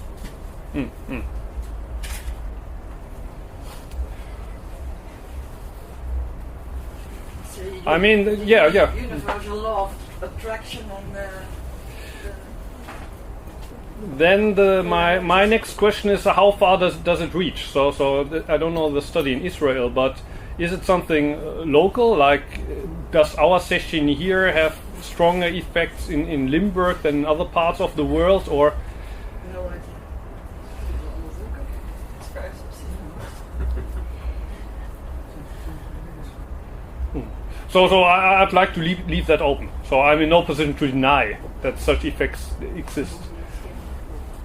But as for example with rebirth, my question is always, and nobody can answer me that, that kind of karmic seeds remain after I die. Okay, no problem. My body doesn't dissolve into nothing. My body dissolves into many factors, and part of that is sucked up by plants, part of that becomes part of the air and the atmosphere.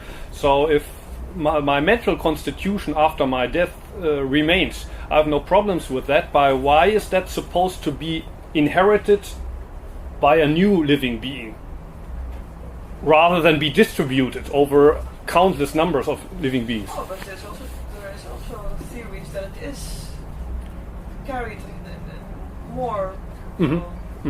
More people, but you never hear about it. Like with the lamas, for example. If there's two lamas, it's a big issue in Tibetan Buddhism. If there's two that are supposed to be the incarnation, for me, I would say, well, why not? I mean, it could be 50 or 100 people being reincarnated. I did read sometimes about that it would be distributed over more people. Then it would come. Yeah, but from my point of view, it should always be the case. And not only people, it should be plants, it should be animals. The person should be smeared all over the universe. How come there's 3 people or 2 people? Well, that's what happens when you reach Nirvana. That's what. You have to wait a little. Then you spread. Well, I thought that when you reach Nirvana that the karmic seeds have disappeared. Yeah, and then you. Then you can't be smeared over the universe. You disappear. The karmic seeds. Yeah. But okay. Back to the last question, which is maybe the most problematic. So we're in a situation we see injustice. But it could also be that it's only my personal thought and my attachment to right and wrong that makes me think it's injustice. Maybe I should just forget about my own view and let it be. Just as in those chapters here, Dogen also, sometimes she seems to hint that you just let yourself be and you let others be. And that can also be a form of helping and giving, that you do not influence the situation. And there's that's on the first three pages in several languages. You have that quote from Shotoku Taishi, the guy who introduced Buddhism into Japan around the year 600. And he wrote a constitution for Japan, which is called the 17-article constitution. And the quote here is Article 10.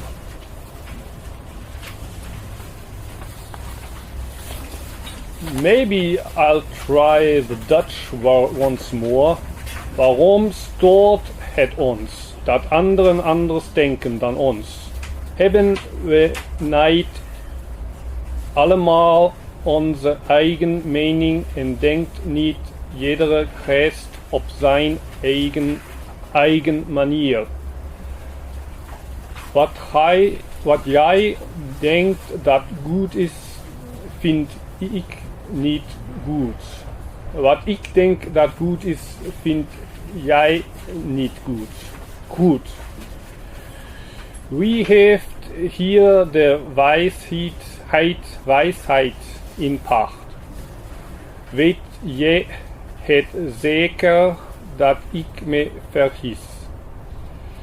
Kan ik zeker van zijn dat jij je vergist. Zijn we niet beiden maar heel gewone mensen. And that's based on my German translation, which is a little bit colloquial. The English one is on the bottom of the third page. Let us control ourselves and not be resentful when others disagree with us, for all men have hearts and each heart has its own learnings. The right of others is our wrong and our right is their wrong. We are not unquestionably sages, nor are they unquestionably fools. Both of us are simply ordinary men.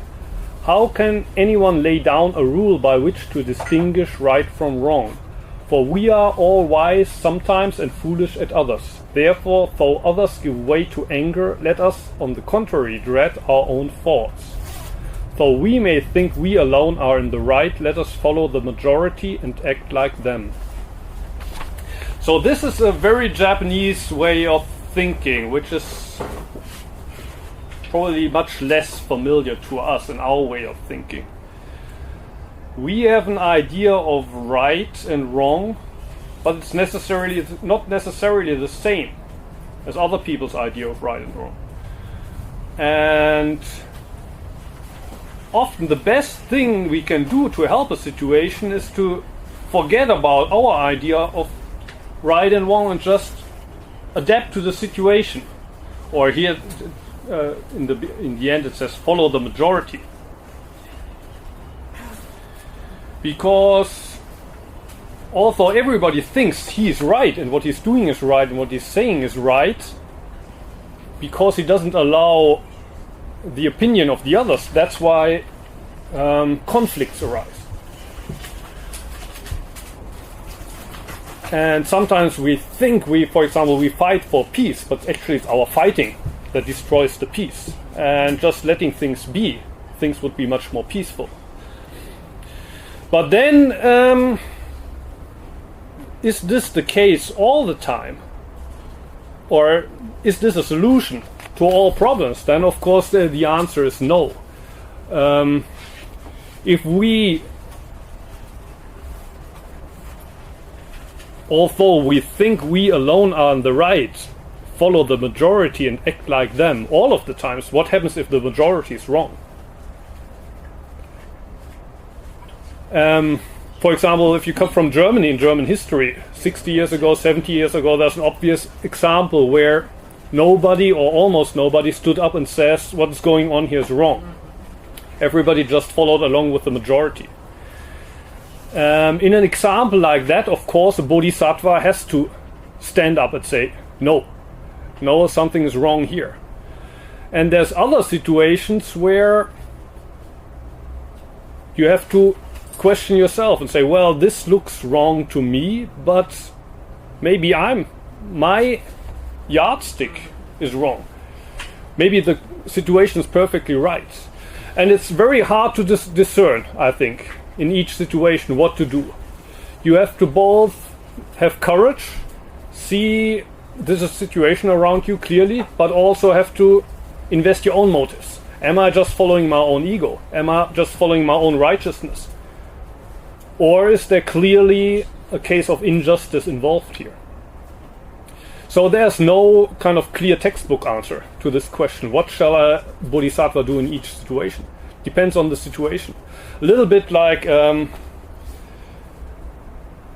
Joseph mentioned the Sendaba chapter in Shobo Genzo the other day in Nijmegen. There's a chapter in the Shobo Genzo called Osaku Sendaba. The king asked for Sendaba. And it's not here on the papers, but you can, in the internet, you have German translation, Dutch translation on the Antaiji homepage. The chapter starts with a quote from a sutra, and there's a king. And the king usually asks for Sendaba. But the word Sendaba, or in Sanskrit Saindava, has 4 different meanings. It can mean bowl, it can mean water, it can mean salt, and it can mean horse. So if the king is asking for sendaba, what am I supposed to bring? And in the sutras, that's all very easy. If the king is sitting down at the table and looks hungry, then you bring him a bowl. And if he's in the middle of the meal and he asks for sendaba, you bring him salt. If he's finished the meal and he asks for sendaba, bring him water. And when he gets up and wants to go to town and he is asking for sendaba, you bring the horse. But often then in real life it's not so easy. You don't know what to do. Like in Antaisi, that was before I came, the teacher, my teacher's teacher, he was kind of a pretty rude guy, I hear. Or I met him. He can be very outspoken and short-tempered. And he was participating in Samu one day. I don't know, they were building something and he needed a tool. And all he said is, bring me that tool. Bring me that tool, quick. And in that situation, you can't ask, well, please, master, tell me what tool. At least in Japan, you don't say that. But if you say it, or you say, well, we've been working here all day together, you don't even know what tool I need. Or one of my Dharma brothers, he was trained as a sushi cook before he came to Antaisi and became a monk. And he said, well, as a sushi cook, the first couple of months, they didn't teach him anything. They didn't teach him anything. He was always doing the dishes or cleaning the floor. No teaching. And then one day they said, today you do the sushi. You're responsible for the sushi today.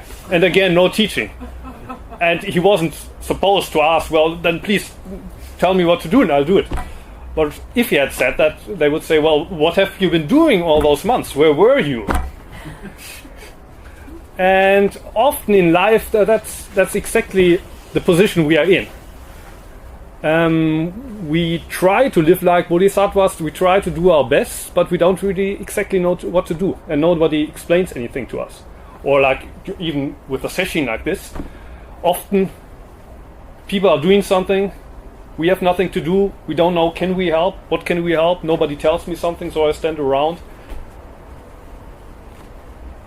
And that's not a way of giving sendaba. So in each situation we have to invest. What exactly would be sendaba in this situation? Do I have to produce a bowl, or is it water, or salt, or maybe a horse? What's the tool that is asked for? What role can I play here to help the situation? Is it best in this situation to just take myself back, or do I have to step forward and take responsibility for the action? That's the koan of our lives, basically. And that's what I want to finish the lecture with. And now you're welcome to ask questions or give your own opinions, offer criticism. Please.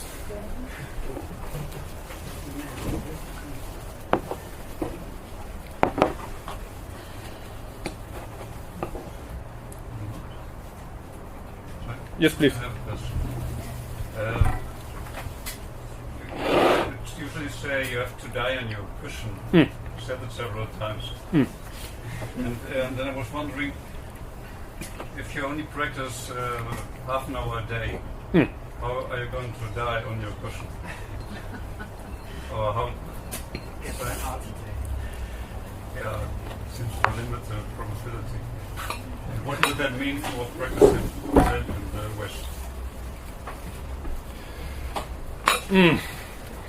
I mean, one thing is you're not actually literally dying. So if you're very good at letting go, you can let go of yourselves in a minute, in 10 seconds. You can completely let go of yourselves. You don't even have to sit for that. But of course, it's easier if you actually reach some kind of limit. You're standing in front of a wall, there's no way to get through, or you're standing on top of that 100-foot pole. It's not philosophy, but you actually feel like, now I'm here and I have to take one more step, but it's impossible. I die if I take this step. And as you said, sitting 30 minutes each day might not take you to that point. that's why I think sessions are necessary. Other people say it's not necessary. Some people say, well, 30 minutes a day is what you need, and you need nothing else. I think, at least for me, it wouldn't have been enough.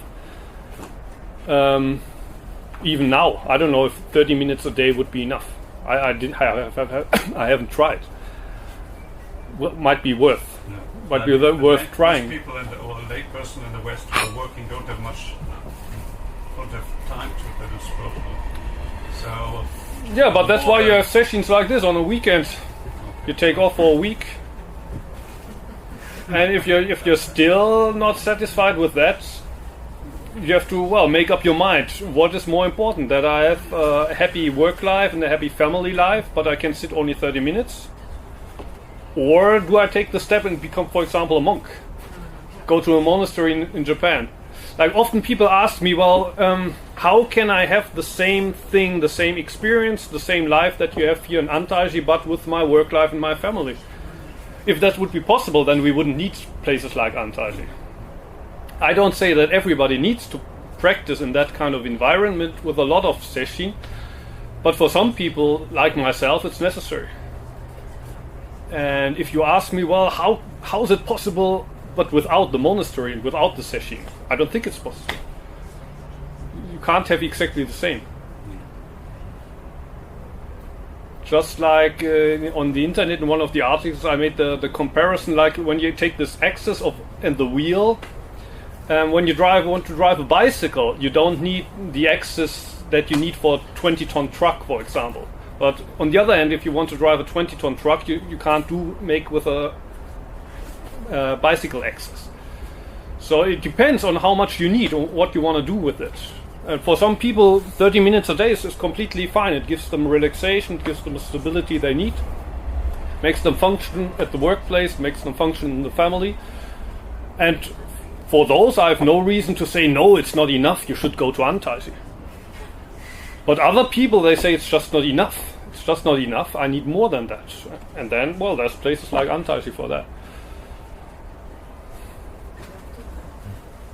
Yeah, just what was modeling that there are plenty of situations where you reach your limits in daily life. No? So why not utilize those situations? Of course. So, if you manage to understand, for example, the conflicts at work or the conflicts in family, also as situations where you stand on top of the 100-foot pole and you understand a fight that you have with your wife as an opportunity to let go and take one step further, of course. Can be better practice than in session where you sit 15 hours like this and afterwards you feel, oh, I done it, I'm a good guy. You're clinging to the pole. In that respect, maybe having stayed home with the wife and the family and just being a nice father for a weekend can be better practice sometimes. That's also true.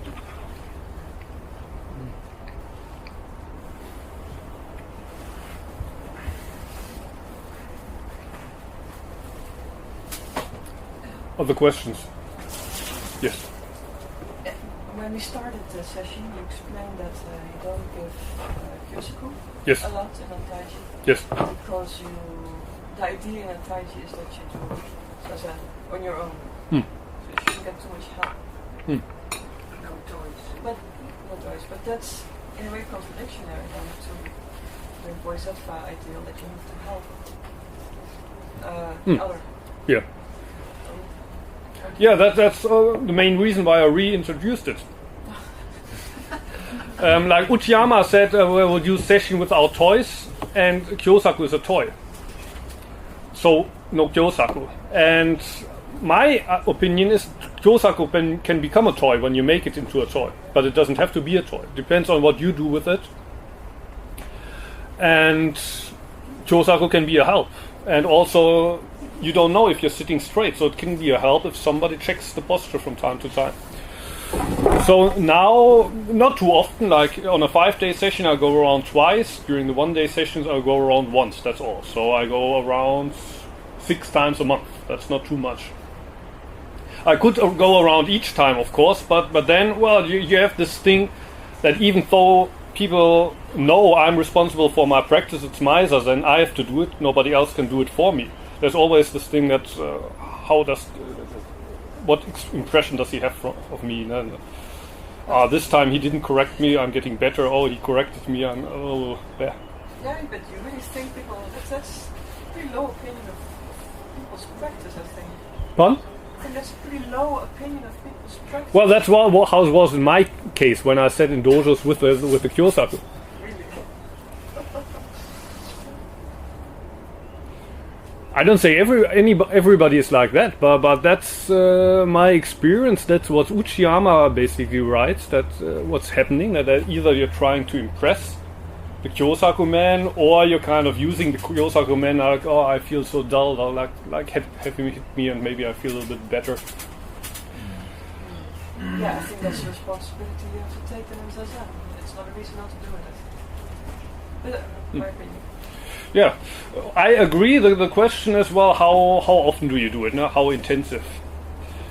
It's not that I'm crazy about Kyosaku or anything. I was just wondering, because it's so contradictory. And related to that, I was wondering the fact that you sit also with your back towards, with your face to the wall. Does it come from the same idea? Yeah, that also Uchiyama started that. Basically the same idea. Yeah, he's saying, well, I'm sitting there. You're sitting there. There's no difference. I'm not observing you during the Zen. I'm not observing your Zen. That's not how I interpreted it. I find that it's a different experience when the master sits face towards. And my experience, it can also be a helping factor. That's why I wondered if it was based on the same idea. I think so.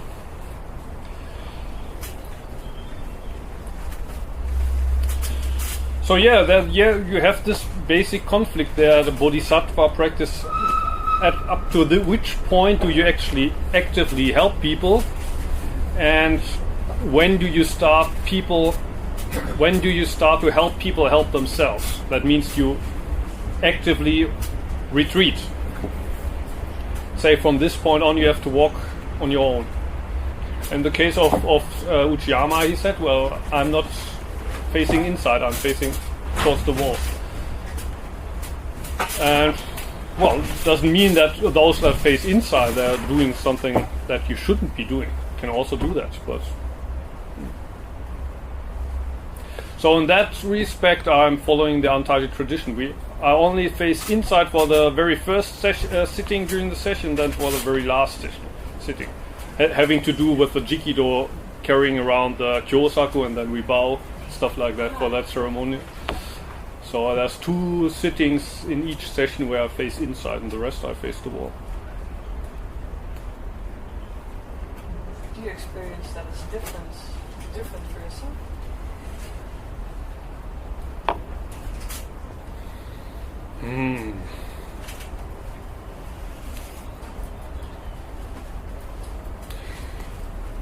There's no big difference. A little difference, yes, but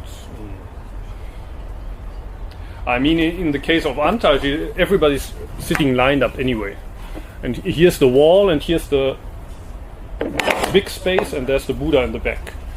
That means it actually doesn't matter which way direction you sit. If I sit facing this way, it's still the people are still here. The only difference being that now there's a huge, vast space in front of me, and there's the Buddha there. That's the only difference. So I don't know what the difference would be if there's also, well, sometimes if we're many people, there are people also sitting here. So I see a number of backs that usually otherwise I wouldn't see. But even then, if I see more people, I see more backs, then usually it doesn't make so much of a difference. I guess the question comes from my own experience, because I teach zazen to kids at schools. And I have a small group at home. and it's a really, really different energy. And the kiss energy is much more powerful. It's like, it's a very feel difference. So that's why I was wondering about all the different dynamics of that. And with the grown-ups, you're also facing inside the room? Yeah, we also, yeah, they don't want to practice Zen. Pardon? They're not into Zen. So everybody's facing inside. Yeah. Okay. I prefer otherwise, but and with the kids as well. But the kids are just, it's just certain lines. I'm sure there's differences. I was just wondering how you experienced it. And it actually harks back as well to the question of what happens during Zazen for your environment. If all those things, if you can feel. Yeah, well, like as you know, in Rinzai, everybody's sitting inside. Yeah, I just heard it, didn't I? Well, only in Japanese Rinzai, because it used to be that they faced the wall as well. And so in China and Korea, the Rinzai monks are still facing outside. But in Hakuin, about 300 years ago, so he changed the sitting position, and now in Japan, only Rinzai monks facing inside. And for 1 year, I was sitting in that environment, facing inside, and I don't know, there probably is a difference, but it's not so drastic as you would think. Because I mean, it's not that you're kind of looking at each other. It's not that you're looking at each other. No, of course that is. It's not about that. I experienced as when the master sits facing the others, that more is given. Pardon? More is given. More? Is given. More is giving. But that's my personal experience. Just wondering about it. That's not my experience. No, yeah. No. But maybe that's also depends on the master. Yeah, it depends on the master, and probably also depends on the student or on the person who feels so. Yeah, also, of course. And what you are used to do.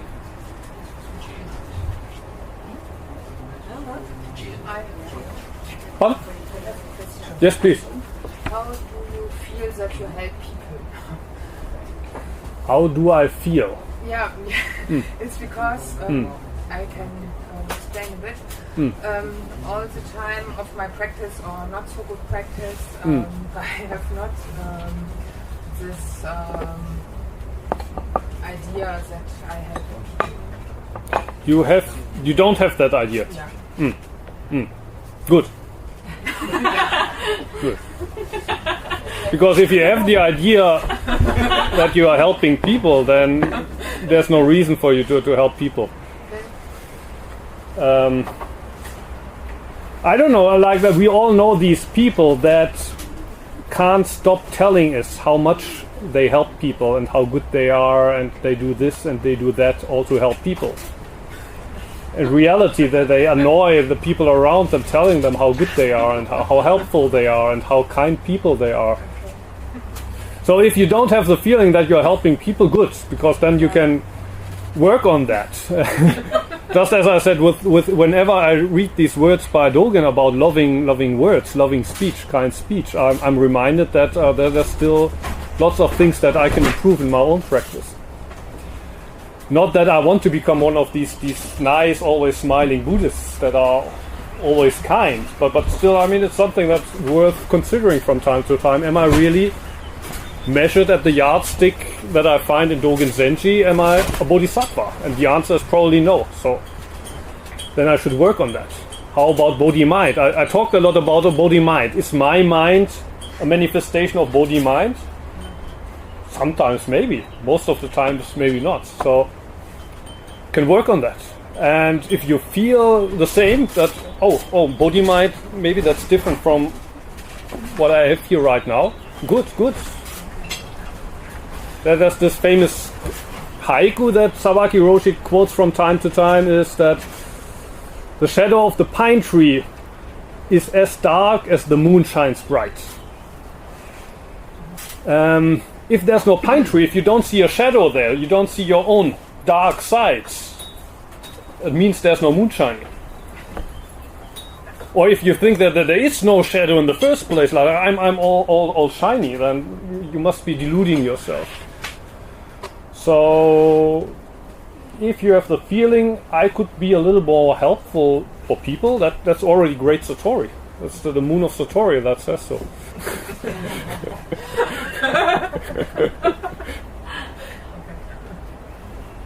Yes. How strongly do you recommend the full lotus posture for sitting zazen? Like this session I said only in half. I could have tried full, but I didn't. Why? I don't know why. Because I wanted to have the feeling I'm having a holiday here. I could have tried full. When I sit in Antaji 45 minutes, I can't sit in full lotus. I can only sit in half. And 40 minutes like this, maybe. 1.5 days I could have tried and maybe it would have worked. While during the normal regular Antaji days where we have 2 hours in the morning, 2 hours in the evening, I sit in full lotus because it gives me more stability. In half lotus I wouldn't have the stability. It wouldn't, not only physically, also it wouldn't feel the same. So if I could sit in full lotus for a whole session, I'd probably do it. This time I didn't try, okay. But I could have tried and it probably would have felt different. But then, even though I say die on the cushion, there's also physical limits.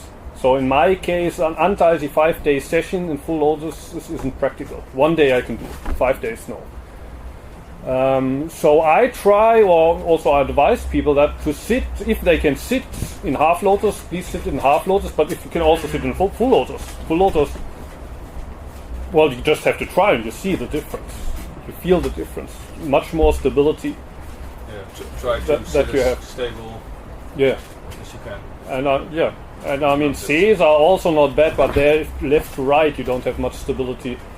The Caesar, if you have the Caesar, it's also like here the hips, very good for the hips, I think, but left and right you don't have much stability. So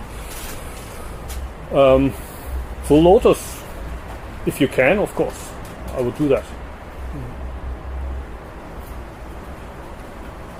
But as long as we have a body and as long as we breathe, we can practice zazen, right?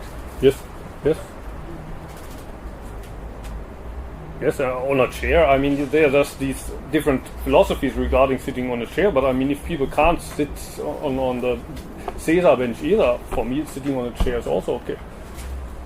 If they then start around to move on the chair, I get a little bit impatient. Like, that I have the feeling, well, you have to, so you never will be without pain, even on the chair. Of course, your buttocks start to hurt after a while, your back starts to hurt, so... Dogen says that, I think, in the Gakudo Yoshinshu. If you try to be comfortable during zazen, you can even lay down. You will still be not comfortable. Even lying in your bed, you will be uncomfortable.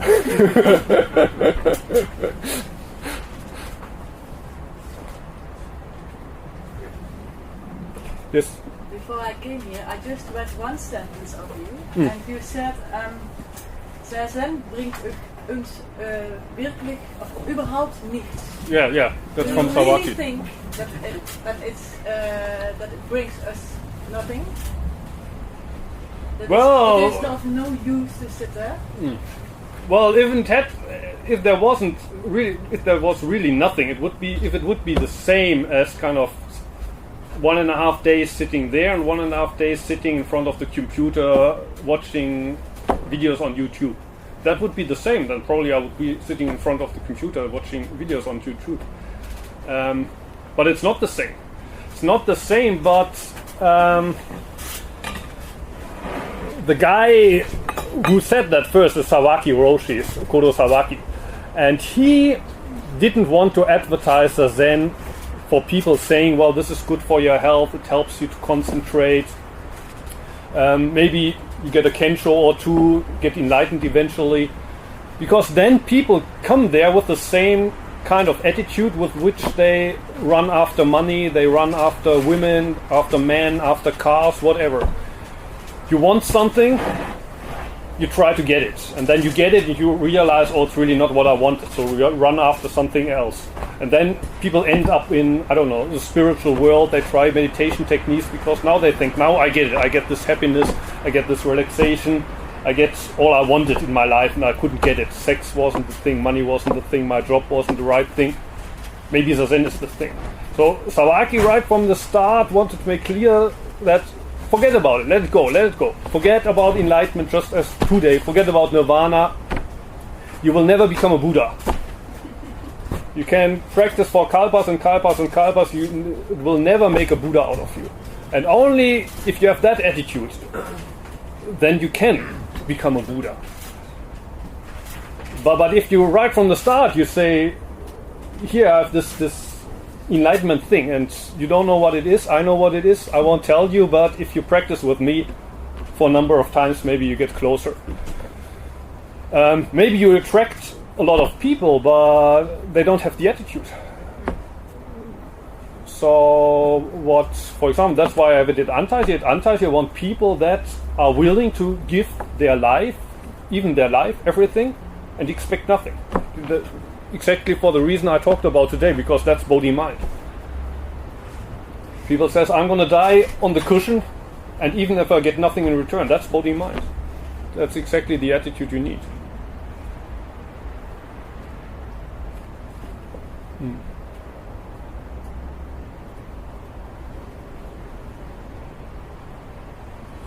So yeah, you should also take a look at the people who say these things. Like Sawaki Roshi, he said until he died when he was 86 or so. And all these enlightened people, they say, here I got the Kensho, I got the enlightenment, but then look at their lives, they never do Zazen. Or maybe they say, well, I did Zazen until I had Kensho, but now I stopped because I already have it. So although Sawaki said it's useless, I wasted my whole life. Obviously he had no regrets. He continued even after he said that.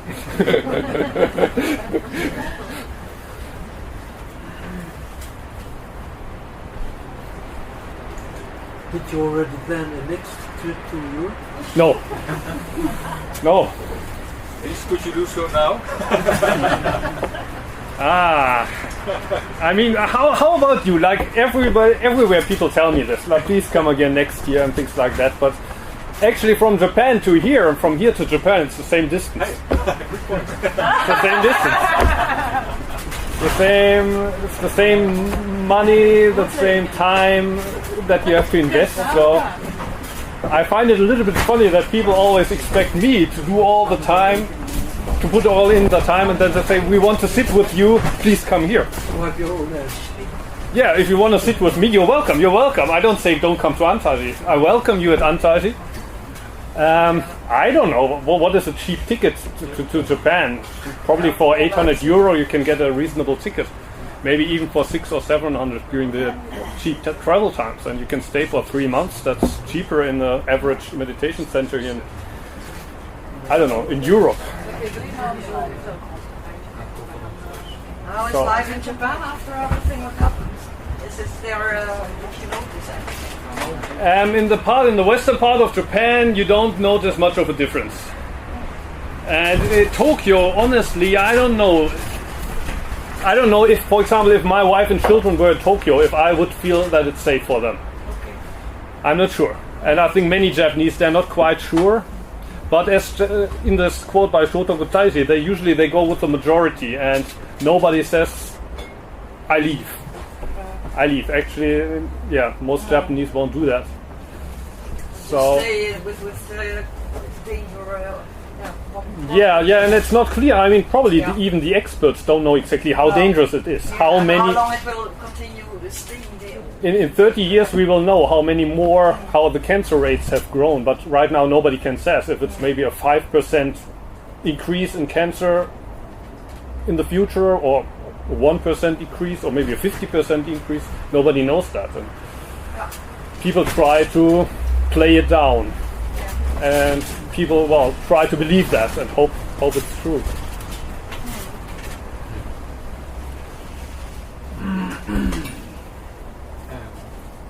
Do you think if you leave, Mushotoku, a lot of work and no results,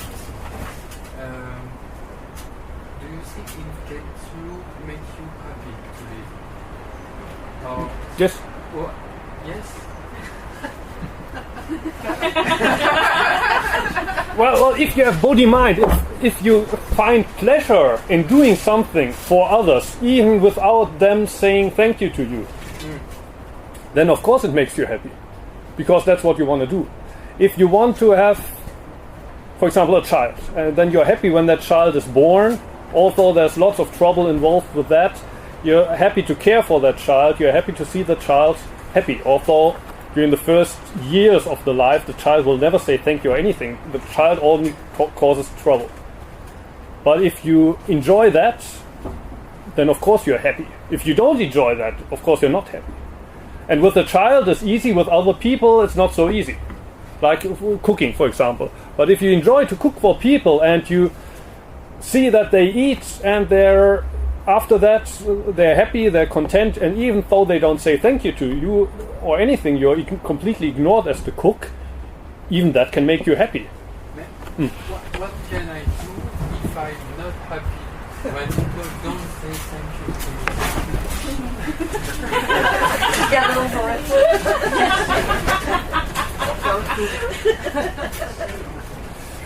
Yeah, good point.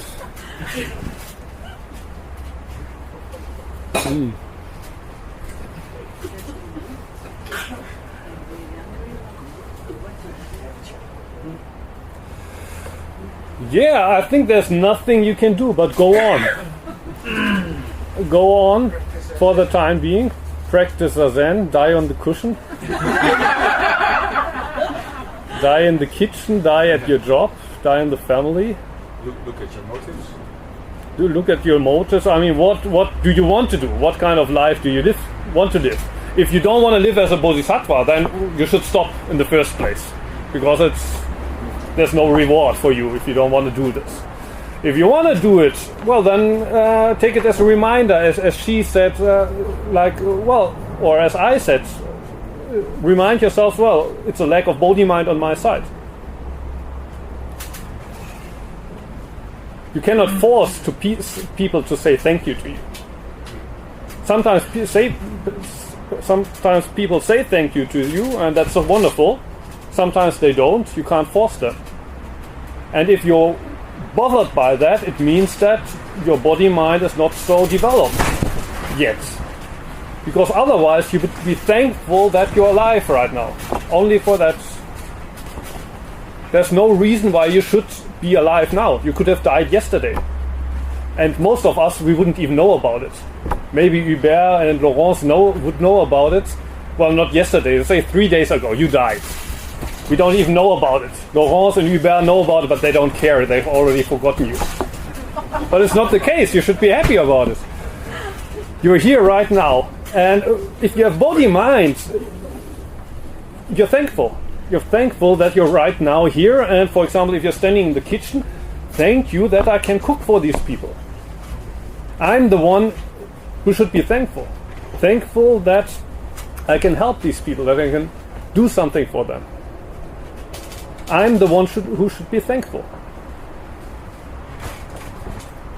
Of course, like I say it as if it was easy, but it's not easy for me. In Antaiji, when there's many kinds of people, and sometimes I have the feeling, why am I doing this job? Why do I continue wiping people's asses all the time? On the homepage, I say, I do not wipe your ass. Still, the people come and I have to wipe their ass. Why do I do that? And I have to remind myself, well, why did I take this job? What am I doing here? I should be thankful that they give me this opportunity. It's a great opportunity for me. And, well, just as the teacher kind of influences, or kind of there's the mutual influence between Sangha and the teacher. So sometimes the Sangha complains about the teacher they get, or the teacher complains about the Sangha he gets. But basically it's a mirror thing. So when I complain about the people I get in Antaiji, it's basically, well, I'm complaining about myself. It's like a cook who's complaining about this food, who's making this dish here. Well, it's the dish I made. So if people don't say thank you, that's also maybe one thing to consider. Maybe they would have thanked you if you had a different attitude, but maybe it's something in your attitude also. Who knows? Pardon? It is the society we're living in. Oh, I think. okay, that is okay. There's a problem with the society, but you cannot change the society if you don't start here. It's expecting the expectation.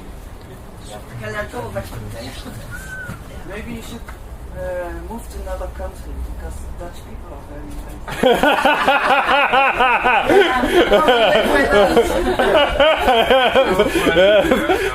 nice. French society is a problem.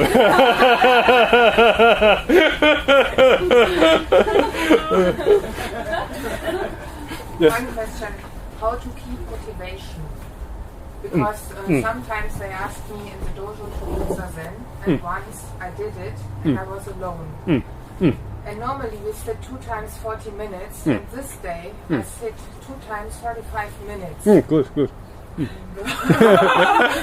So, but and now it's already 3 years or something that I pass the time with. I don't like to go to session. Sometimes I go, but I'm not motivated. And it's like this. So why? When I see Zen masters, they are all the time so good, motivated, and I don't understand. Yeah, because they get paid for it.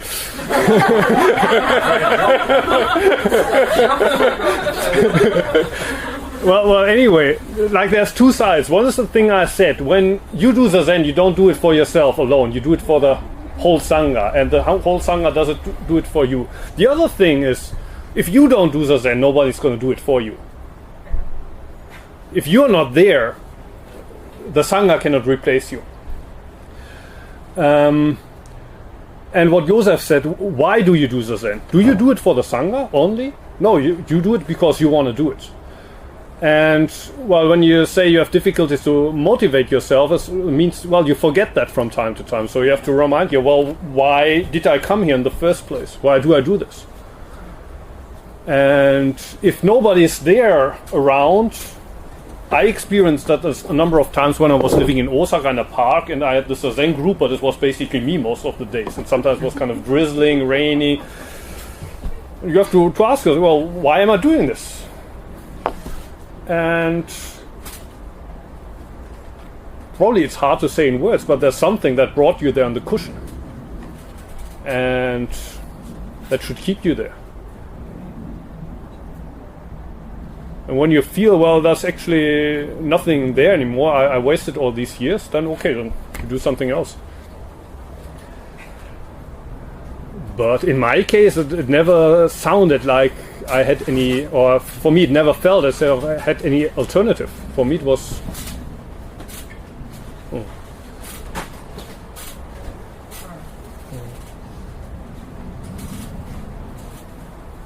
I see our dojo leader, I think she also does not have this moment of doubt. I don't know, maybe I don't. So it's...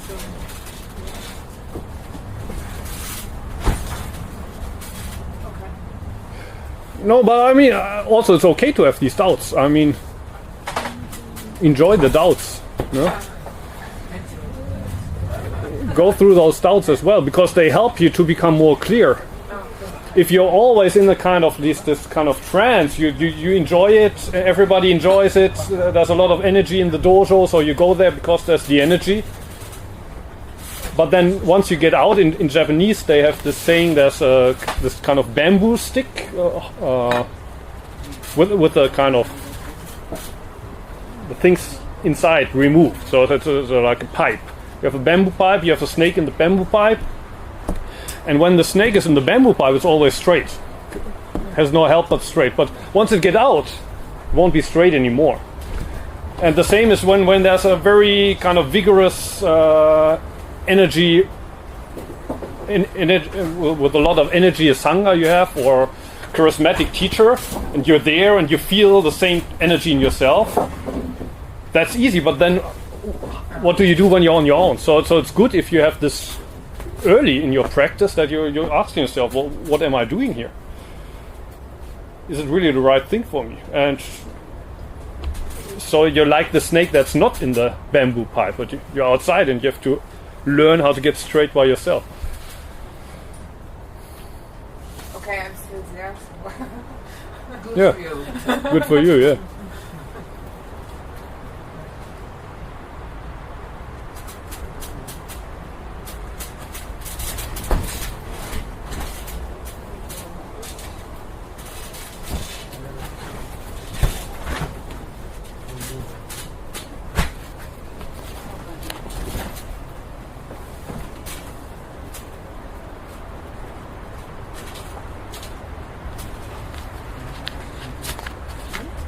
Did all of you get the prints? I think I got only 17 of this one.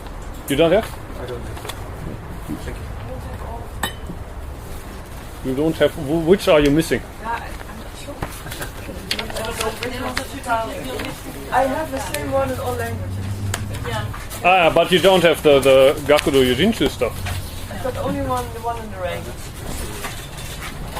Here's the Gakudo English and Dutch version.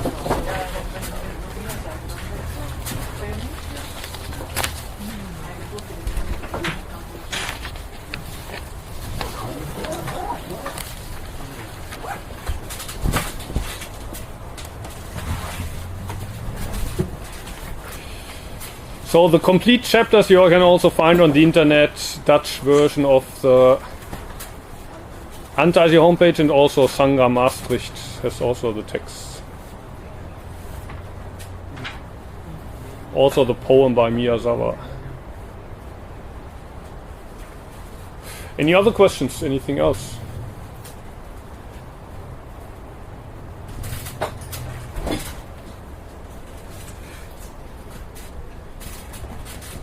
No. Well, thank you very much for coming. Thank you. Hope to see you soon again in Antaisi.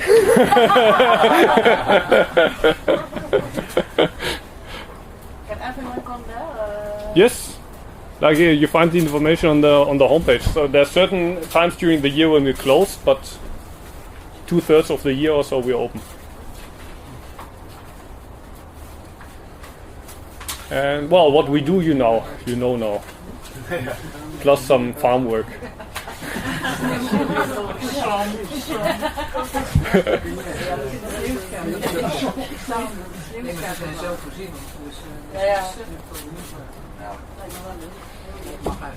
Okay, thank you very much. Have a nice drive home.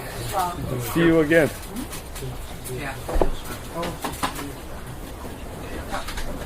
Oh, yeah. Oh, yeah.